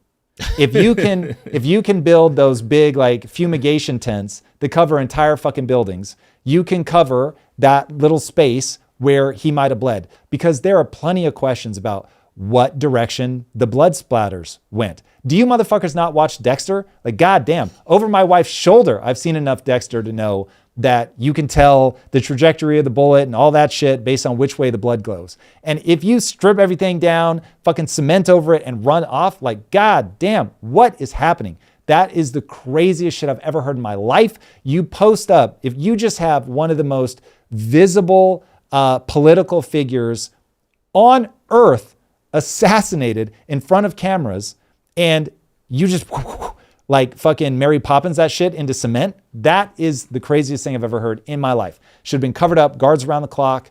We're going to make sure that this gets investigated properly. If this causes some trauma to some students, I don't fucking care. Like, get tougher, walk around, go somewhere else. But like, this is going to be blocked off, and we are going to figure out what actually happened. This is crazy to me. I do not understand, man. You want people to have time to put their preliminary reports in. You want people to be able to come and say, I think that preliminary report is bullshit. I'm going to take my own look at this. Like, this is fucking crazy. And they did an autopsy. They did. I remember that. So at least we have an autopsy. Boy, do I hope it was filmed so other people could look at it. I doubt it was. Should have been. Oh my God. You've got to preserve evidence. I just don't understand how people are thinking about this shit. We watched JFK be a conspiracy theory it's still a conspiracy theory. So it's like, you're just adding fuel to the fire of like demented, unhinged takes. We need to understand what happened, and we're not going to understand what happened by putting cement over it. That is crazy. Last conspiracy part take. According to new forensic reports, allegedly, Charlie Kirk's mic did explode. Feels like the pager attack. Bro, that's one where I'm like, okay, put it forward as he shrinks back into the bushes. I think you put that forward with your chest out and you go, all right, listen, we just had the pager attacks. So we know that you can put explosives in small electronic devices. We know that people do that. We know there's all this hullabaloo about whether Charlie was pulling away from Israel. And listen, Israel gotta know, like, if you take out enough people with fucking the craziest shit ever, that people are gonna be like, you know who's really good at assassinations? Israel. So he's pulling away from Israel, killed in proximity to technology. Let's like slow this down and let's make sure that we know where the blood actually splattered, what direction, all that. Plus, if you saw the footage, if you're like me, you're like, what made his microphone jump off of his chest? Like, it's so weird. There's just something weird. I'm not saying that it couldn't be like the way that the bullet moves the air. Maybe that's exactly it. Cool, no problem. But it's weird. And so when you watch the footage, you're like, the first thing that happens is what I thought was a necklace. His necklace jumps. Then it's like, no, it's not his necklace. It's actually the microphone. So it's like all this stuff starts coming out. You got to put it together. So either CSI is full of shit and there's nothing. All 30 seasons is bullshit. in every region ever, or there are things that we can learn from this shit where it's like that microphone should have been put into evidence. Custody chain fucking mapped to the ends of the earth. The truck is stuck in the impound yard. Like, dude, there are people with parking tickets. Their shit is stuck in an impound yard for longer than a man who was assassinated. Like, you hold that shit. You obviously tent up the area. You figure out what's going on. You document the life out of the autopsy. You have multiple people present during the autopsy. It's like, God damn. Like, in fact, as a PSA to my wife, God forbid I ever find myself a political figure. But if I'm assassinated and you only put your grief first, fuck that. I want every inch documented, a team of rivals. I want people arguing about it. I want it documented. Fireworks at my funeral. I need you in Well, that's a whole WWE entrance. because they got The that. fake cry as I drive by. The fake crying, maybe less. But like, they got the fireworks, goddammit. Now I want the forensic evidence. I want that shit mapped. Like, that's crazy. This is crazy. This is crazy. On the Why note put of- ourselves in this position? When the video first came out, because I saw it within the hour, the first thought I had before any conspiracies was, that looks like a squib. As someone who's used squibs in production, that 100% looked like something under his shirt that popped it out. Because Now, a did bullet... you also find yourself going, it was the Jews? Because if you did, then it's like, I'm going to discount that It's a like, little okay, bit. maybe we step back. But also, When the like... German accent comes out when you say it, then I know. Uh-oh, we got a problem here. But also, like, that kind of caliber round, as a Texan that shoots guns, that kind of caliber round would have done more damage than it really did, and it wouldn't plenty have of people have said that. It's like, come on. But he had adamantium bones, so That's there true. is that. Or what's the Captain America shield? I think it's also, no, either vibranium. Vibranium. Okay. It was vibranium. He has the Wakanda hookup. There it is. I don't know that Charlie Kirk had the Wakanda. Charlie Kirk definitely been to Wakanda. Like, come on. That's All right, let's That's go. what really happened. That's why Candace Owens was mad. She didn't get an invite. Fair. Press, first time on your first answer on Tom Bilyeu show. Weigh in. What Did you got? the Jews kill Charlie Kirk? Yeah, way to start me Hey, off. before you jump into the deep end, hold this weight. No, No, but I'm just- not going to get into the conspiracy of it, but it strikes me as weird, and even weirder is how it's been handled. Like, I've seen parking or traffic infractions handled with more care than this has. So the whole thing just strikes me as very, very out of place and abnormal. Agreed. This one's wild, man. Yeah. It just makes people immediately go, oh, this is being covered up. And when you have a history of covering things up and then you literally cover it up with cement, the takeaway is going to be immediately, yes, this is a cover up. So yeah, it was stupid. Even if it is pure optics, it's terrible optics. Terrible. So we'll see. At least we get to have the cameras in the courtroom. I think that's necessary. Otherwise, you could have had a real problem. If this breaks some type of way and people weren't allowed to see, at least this way, people will be able to see it all unfolding right before their eyes. Just in, Fable's back. Everybody get their Claudes updates going. It was embargoed, held on export restrictions. The government wanted first crack at it. There were security concerns. There were bad actors in other country concerns, but it seems like Anthropic has flipped the switch back on Claude, which I think is a net win for AI, especially right now with this stock price and who knows, OpenAI backing off of their IPO. I feel like they needed this positive momentum going right now. Agreed. And I think that even just let go of the economic side of this for a second, this was very contradictory messaging coming out of the Trump administration. So you've got David Sachs, I think, being a very good proponent of AI technology, what we need to do to make it work. A big part of it is innovation. A big part of it is not trying to regulate AI into oblivion. He's been very opposed to that. He's been very against the things that Bernie's saying. And I think that all of that's right.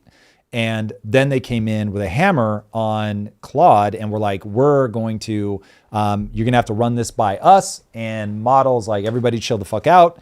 And that plays into the whole regulatory capture angle, which, man, you want to talk about ways that people are just not angry enough. People have very diffuse anger towards the billionaire class and corporations, but that's not helpful. Getting very specific anger about the actual mechanisms that they use against people, the most obvious being monopolies and regulatory capture, and just stopping innovation from happening, stopping competition from happening. We've got to let these companies be at risk of going out of business if they're making bad decisions. Just full stop, period, end of story.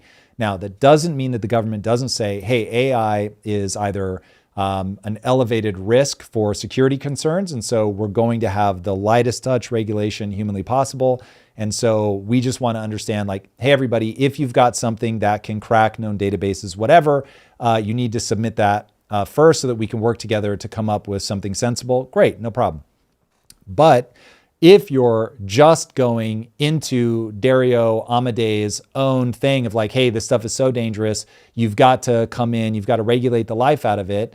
And oh, by the way, open source is extraordinarily dangerous. And so you shouldn't even allow open source at all, which is impossible. You're never going to be able to stop open source.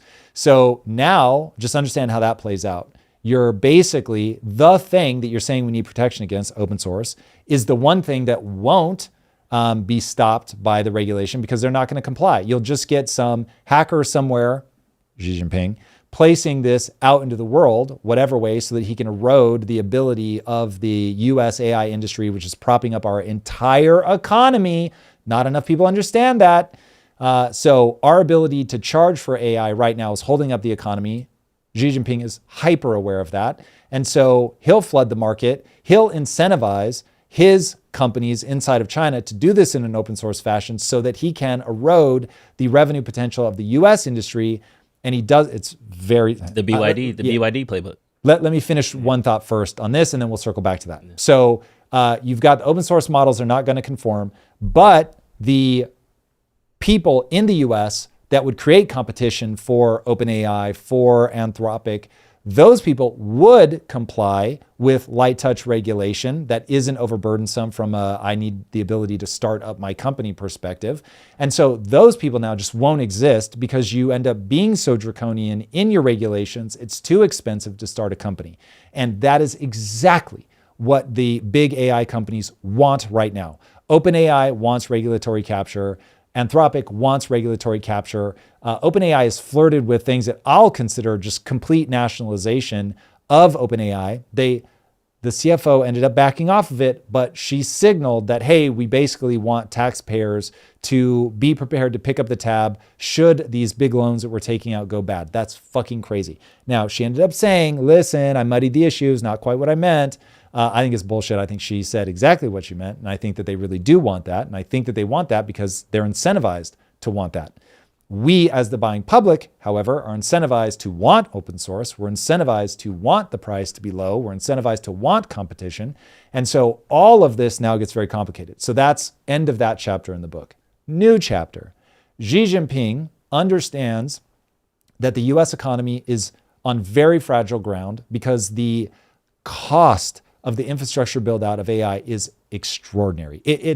I don't know that it's truly unprecedented in real terms, meaning inflation adjusted, but it might be.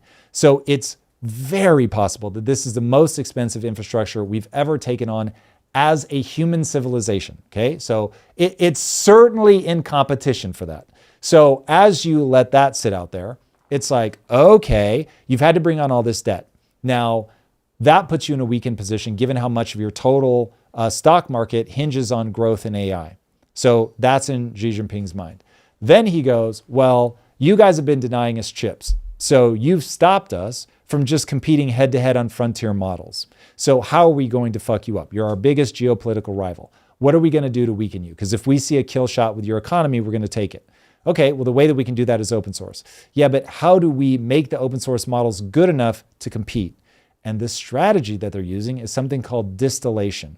And that's where they create, and this has all been documented, presented to the White House and Congress, that they have been doing exactly this, creating tens of thousands of fake accounts, running tens of millions of queries against OpenAI and Anthropic, so Claude and ChatGPT. And based on those millions of responses that they get from those models, they're able to take a really cheaply built model and then just get all the weights based on the answers that they get. It's totally brilliant. Every company does it against their own models so that they can distill their own models down. But this obviously should be illegal to do against another company. And so China doing this, I don't know that it's actually illegal at this point, but it should be, in my opinion. And we'll find out whether it already is. But they're doing that, which allows them to build these incredibly cheap models like DeepSeek and Moonshot, and then put them back as open source models in the US. And we're already seeing companies like Airbnb and Coinbase making the switch, because right now, AI is so expensive, especially compared to what you get for it, that it's like companies are, bro, we can't do this. I think it was Uber that spent their entire year's allocation, AI allocation, by April. So way off the mark. And now you get these open source ones coming along saying, hey, you can turn a $100 million expense into a $5 million expense. Obviously, given that these these open source models are coming within a couple points on the standardized AI benchmarks, of course people are going to make the switch, dude. You'd be insane not to. So now the US government is in this very weird position of, oh shit, we're going to have to defend this industry, because it is truly systemically important. There are more reasons having to do with debt distribution, running the 2008 playbook, all of this. I've done a deep dive on this. It's coming out on Tuesday. Watch it. This shit should give you pause. It should definitely inform your investing strategy. But we're going to have to defend this market. AI is potentially winner take all. So now, how does the Trump administration and Congress, how do they come in and defend this industry without creating regulatory capture? And that is going to be the question that we have to answer. And the bad news is we have a really terrible history of overprotection, creating regulatory capture, the industry calcifying, and becoming worse for the end consumer. So this one is going to get weird. This is not going to be easy, but it is insanely important because AI could be winner take all. So yeah, we can't fuck around with this one. So I brought up that BYD example because I think that's the closest comparison, where I would call the car industry regulatory capture. There's only 4 big manufacturers. It's hard to start a new car company. BYD is not allowed to operate in the US. Do you think we're going to have that same, it seems at least on paper that is the playbook that AI is trying to capture. There's only 4 companies. You can't start a new open source AI LLM. International corporations have to go through a bunch of loopholes, higher tariffs. So if you wanted the DeepSeek, you have to pay $30 a month instead of the OpenAI 20 or whatever like that. Do you think that would probably be something that they're trying to get implemented? Or that will be one of the requests put forward for sure, something like that. It was smart to keep BYD out of America. It's bad for the consumer. It's great for the middle class. So this is one of those where when you look at when Elon tried to come in to the car manufacturing space, he ran up against some of the regulatory capture, and it was just patently absurd. And it took somebody like an Elon to break through all of that bullshit. You saw, people are going to hate this one, but you saw something very similar with Palantir when they first came into their space. They just could not get any government contracts because they were being iced out by very stupid ways that the bids were put in place and all this stuff and who was allowed to bid and all that. So it takes these just ridiculously well-connected, wealthy, and very indomitable entrepreneurs to be able to come in and push through all of that. We do not want to put ourselves in that position. So we have to look at what are the things that stop internal competition versus what are things that stop external competition. So stopping BYD is good. Why? Because we need to be a manufacturing hub, even if for the sole reason of, imagine we end up in a kinetic conflict with Russia and we need to on a dime say, okay, everybody making Teslas, you now make drones. Great. This is exactly what we did during World War II. This is exactly why we come out as that and geography, obviously, why we come out the unscathed heroes of World War II because we have manufacturing that was used to build all the weaponry that we and the Allies needed to win World War II. So we're this absolute manufacturing powerhouse. And so we're able to grow our way out of the crushing debt, which is something that people just don't map to. And they are fucking stupid. And they think that the reason that we did well in the 50s and 60s is because we had a 91% top tax bracket. Fucking retarded. Anyway, so we've got to be thinking about that kind of thing now. We've got to understand that you need manufacturing. You need manufacturing, dude. The world's manufacturing hub is now your biggest geopolitical rival. You can't let that stand. That is a very bad position to be in. So there are going to be things that we need to do to protect our middle class and things that we need to do to protect our actual just ability to produce things that will be militarily important. And then with AI, you have the third thing of it is best understood as an arms race. Once you understand AI as an arms race, now it's like, yeah, we have to protect that. Like we must win the AI arms race. I hate to say it. And hey, look, if I'm China, I'm thinking I have to win the AI arms race. I don't want America to be able to tell me what to do. I get it. That's the world we live in. Unfortunately, until everybody globally is able to make sensible decisions as one big unit, which we will never be able to do, then each country has to be like, all right, I've got to be aligned with one of the big AI makers to be protected from cyber warfare, or I need to do it myself. But there is no, well, let's just wait and see what happens. And I can't bring up AI after the Ford news came out and not talk about that. Ford rehires human engineers after their AI fails to match quality checks. So they implemented AI in a bunch of cameras to do safety checks on their production line. And then they had to bring back hundreds. Some estimates were 300. I've seen some reports as high as 5. They had to rehire all those engineers back to do the manual checks because AI was missing defects and they weren't hitting their quality standards. I think this is a very smart way to run your company. This is the Elon Musk come in, fire everybody, figure out who you need to hire back strategy. The reason this is good is a company will unintentionally get unnecessarily bloated. Now, I do think that people are getting out over their skis on AI. This was something that I really had to ground myself on here with Kaizen. It's like, there's just certain things that it can't do yet. And if you're like, no, it's gotta be AI, then it's like, you end up spinning your wheels and it's like, there are things that AI is good at. Use it for those things. There are things that AI is currently bad at. Don't use it for those things. Don't have, and this is what, I think it was Amazon, they put up a leaderboard and they're just like, you rank on the leaderboard based on how much you use AI. It's like, that is fucking stupid. There's no way to check this, but what you really want to incentivize is the person uses AI the exact amount that AI increases their efficiency and doesn't ever use AI for anything where you're just being fucking lazy. So that's important. Now, pull up also the thing from David Sachs. This is so the big question, and it's right to be debated. People should have all eyes on this. Will AI destroy more jobs than it creates or create more jobs than it destroys?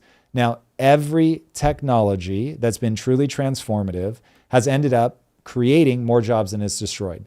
So that's cold comfort to the person who knows how to sew. And when the loom comes along and they become completely irrelevant, obviously that's bad for them. That is nothing you say is going to make them feel better. Not even if you're like, but it kicks off so much money. You don't need to work anymore. They don't give a fuck.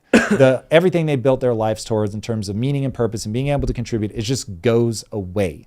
That's going to happen to people here. And so the speed of the change is going to be scary. Totally get it. I don't think there's any way to ease that burden. The other side of this, though, is that it really does create a new kind of job that nobody could have ever imagined. think about this for a second. Everybody in this room, right? There's 1, 2, 3, 4, 5, 6, 7 of us. Everyone in this room right now is living off of, did I miscount?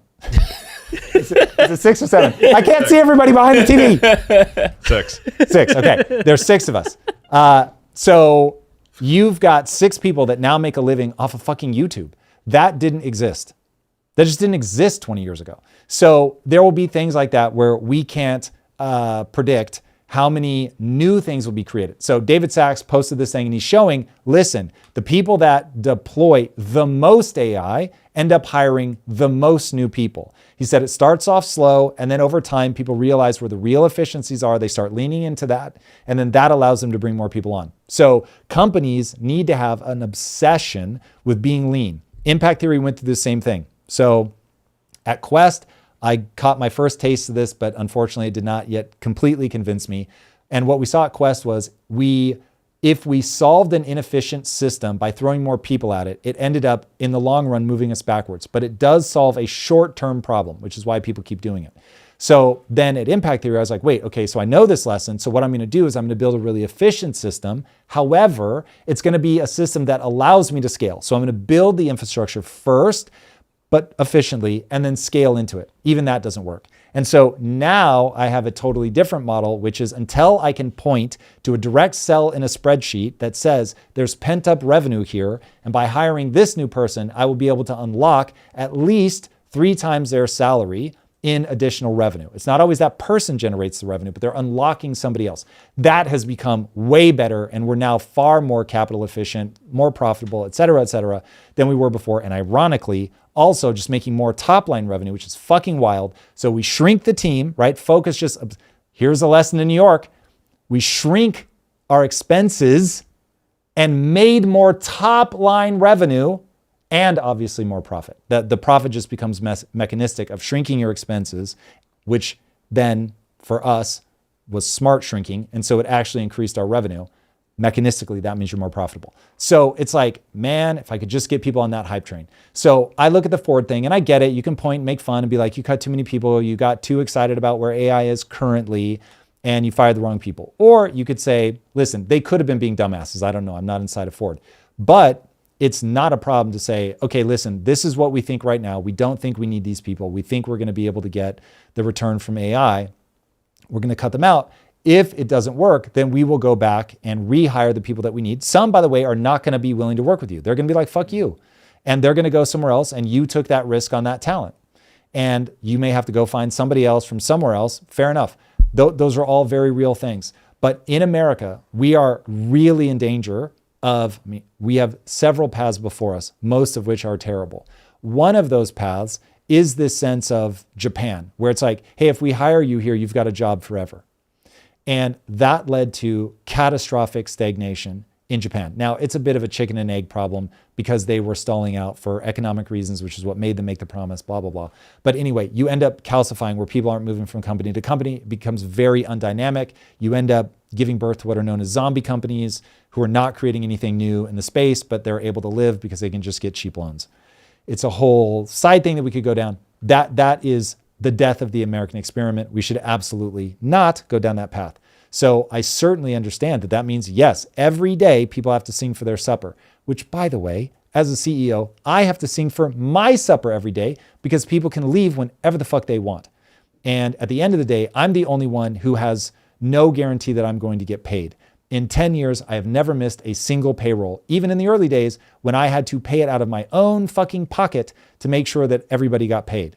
So keep that in mind, the whole idea of risk and reward. So anybody can leave me whenever the fuck they want. And thankfully, we live in America, dynamic. You can go work for somebody else. So it's a trade-off. I get it. But it is the far better trade-off. All right, we got some super chats. Yes, also, I was going to do the Amazon. It was Amazon for the board. They called it the Hero rank, and then they discontinued it quickly after. And the reason why, and this is the funny part, is it backfired almost immediately because employees started gaming it because they used AI tools like Kiro and Meshclaw, an in-house agent tool to generate additional AI activity, which is a practice they called token maxing. So now welcome to benefits maxing. If you want to answer your own question about why you can't bring infinity migrants into your country, because they will benefits max. For sure. Not all of them, but you don't need a lot to begin draining the system. Look at all the fraud. Look at all of the fraud. It's wild. But super chats. Patrick Wrightson with $50 says, Patrick, my man. Super chat. Can we put them up on the screen so I can see it as well, please? Sorry, my bad. my rights don't come from God or government. I'm an atheist, but they are inherently a prior any human construct, hence the crucial insights of libertarianism. Again, Kurt Doolittle and his work regarding natural law. So rights only ever come from narrative.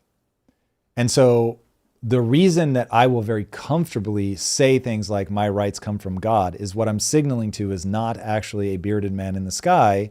It is me signaling to that is the narrative that undergirds America. And so heard, I totally get what you mean, and I'm very interested to look up our mans here.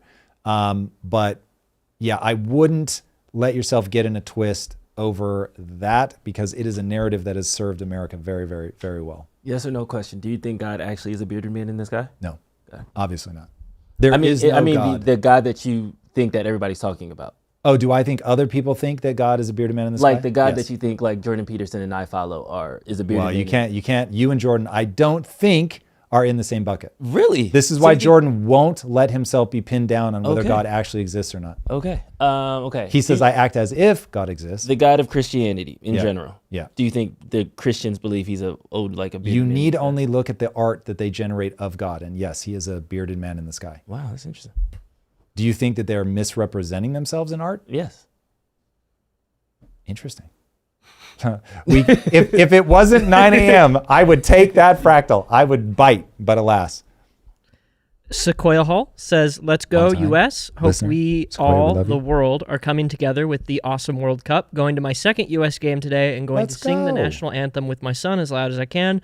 It was amazing in Seattle. Peace all. Dude, I love that. So first of all, part of the reason I won't take the bite is because I'm about to run off to watch a World Cup game here at the house, not unfortunately not going to the game live. But the World Cup is so dope. I love to see it, man. It's so cool. Shout out to anybody getting hyped on it. Whatever country you're supporting, I love it the most. It was so cool to see, even though this is America, Mexico got a big win last night and the fireworks here were crazy.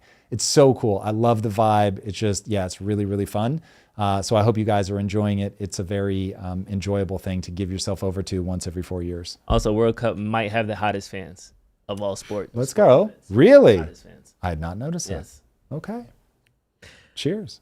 Fan favorite name, Big Digglers, says, Tom, a nugget. The American fatalists are quick to cite the end of the Roman Republic as a parallel to our time. They fail to recall the Roman Empire followed the Republic. One wonders if the American Empire may follow too. That's interesting. I would love for him to drop a longer breakdown on what he means about that in Discord, and then you can send it over to me in Slack. It would be wonderful. I have a feeling it's tied to a psychological propensity to get confused about the nature of prosperity. And I really think if you were just going to sum up, why does every empire ever fail? It is a misunderstanding of the fundamental nature of prosperity. You start hard, you start Spartan, and you just get it. I got to balance the budget. I got to be a hardcore motherfucker because that is how you win life, because life is an open world survival crafting game where everything is trying to take your resources from you. And you've got to find a way to grow your resources with the same population through efficiency, and only then can you grow. Once you understand that, then it's like, oh shit, we got to be hardcore. We got to make sure that these mines are yielding the coal and the iron and all that shit. And we've got to be prepared to protect ourselves. And we got to grow these crops, motherfucker. And then all of a sudden it starts happening so automatically that people can legitimately be like, well, I don't want to go do that. I want to teach kids art or whatever, which by the way, I used to teach kids music. So I am not fucking throwing shade. I'm like, that is a beautiful thing that happens when you reach a degree of prosperity. The problem is if you do not teach people, hey, that job you have teaching kids music, that's only possible because we have done hardcore shit. So you better vote for the discipline, being tight with the money, not getting fucking crazy. That if people want to teach music, they got to earn that path. Somebody other than the government has to be paying you to do that thing. So yay, but you have to understand how we got prosperous in the first place. And so when it starts detaching and nobody has to actually fight off the horde of invaders, all of a sudden it's like men and women are the same. No, they're fucking not. When you have to chuck a spear, I assure you, they are different as fuck.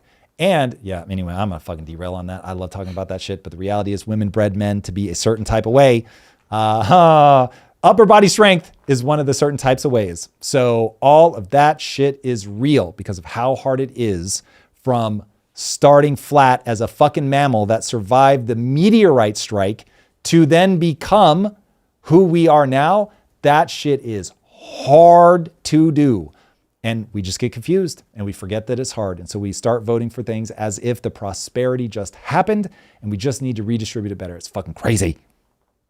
Radical Metal with $50 super chat says, Tom, huge fan of the value you and the team are providing the public. What will it take to have you a guest on my show, Radical Metal? You've got to be big. Just being honest. Every second of my time is accounted for. I work 18 hours a day, 5 days a week, and then I work about 10 hours a day, 2 days a week. I average, when you take it out over a year, I average 93 hours of work every week, 365 for the last decade. So, man, I get so resentful of things that need my time because I have such a clear agenda. And so if you align with my agenda, I'll do it in a fucking heartbeat. If you don't align with my agenda, then I'm just like, man, I got to be really hardcore about it. So I love you. And I cannot tell you how much I appreciate that you want me on your show. That is like, I'm not joking. I am humbled by that. The vast majority of the world doesn't give a fuck about me. They don't want me on their show. So anytime anybody wants it, but it's just got to slot into like, okay, what is the size to be able to get me on? So if you're around my size or bigger, easy yes. If you're not, then it's an unfortunately easy no. With love, I love you. I had to fight that same game in the early days when nobody knew who I was and I had no presence on YouTube. I was interviewing obscure people no one knew. And I was just like, I got to make this the best fucking interview humanly possible to get that next person who's a little bit bigger. And on you go. And now I've been at it for 10 years and that's it. It's still fucking hard to get people on the show. So I both feel your pain and that's the answer. And the last super chat of the day, RJ Johnson says, I've been away for a while. Did you cover Toyota's new solid state battery offering 1,100 mile range, recharge in 5 minutes, and way cooler, so no fire risk? I'm buying one as soon as they're for sale. I didn't even know about them. So this is what happens, RJ. When you're not around, we're blind to stuff. So first of all, thank you for paying to educate me. I am always obscenely grateful for people that do that. And we'll have to look into it. But no, we have not covered it because I didn't know it existed. And welcome back. And that's it for the Super Chats. All right. Boys and girls, it's the World Cup. Whoever you're cheering for, I love it the most. I'm super excited for you. As long as you're not going up against England or the US, I'll cheer for your squad. I love it. But right now, we've got an England game. I'll have to watch that. I hope you guys are having a ball, and we will see you on Friday. And on Friday, it is our last show before the 4th of July. So get ready. I think we've got a new intro for you guys. I'm going to try to really say my thing about why I think America is dope. Show some love to foreign-born Americans. Anybody that shares my value system, I'm here for you. All right, guys. Love you bunches. Have a great day. We'll see you on Friday. Oh, and wait, don't forget, Plowed. This AI technology is awesome. The QR code is on the screen. You can get 10% off with code IMPACT at plowed.ai/impact. Records everything that's going on, gives you notes, tells you what you need to follow up on. All that stuff is fantastic. And then on July 9th at 1 p.m., I'm going to be doing a free masterclass, free, teach you how to launch a company using AI. Don't miss it. All right. Oh, shoot. Congo just scored. All right, we got to go for a How dare you? Oh.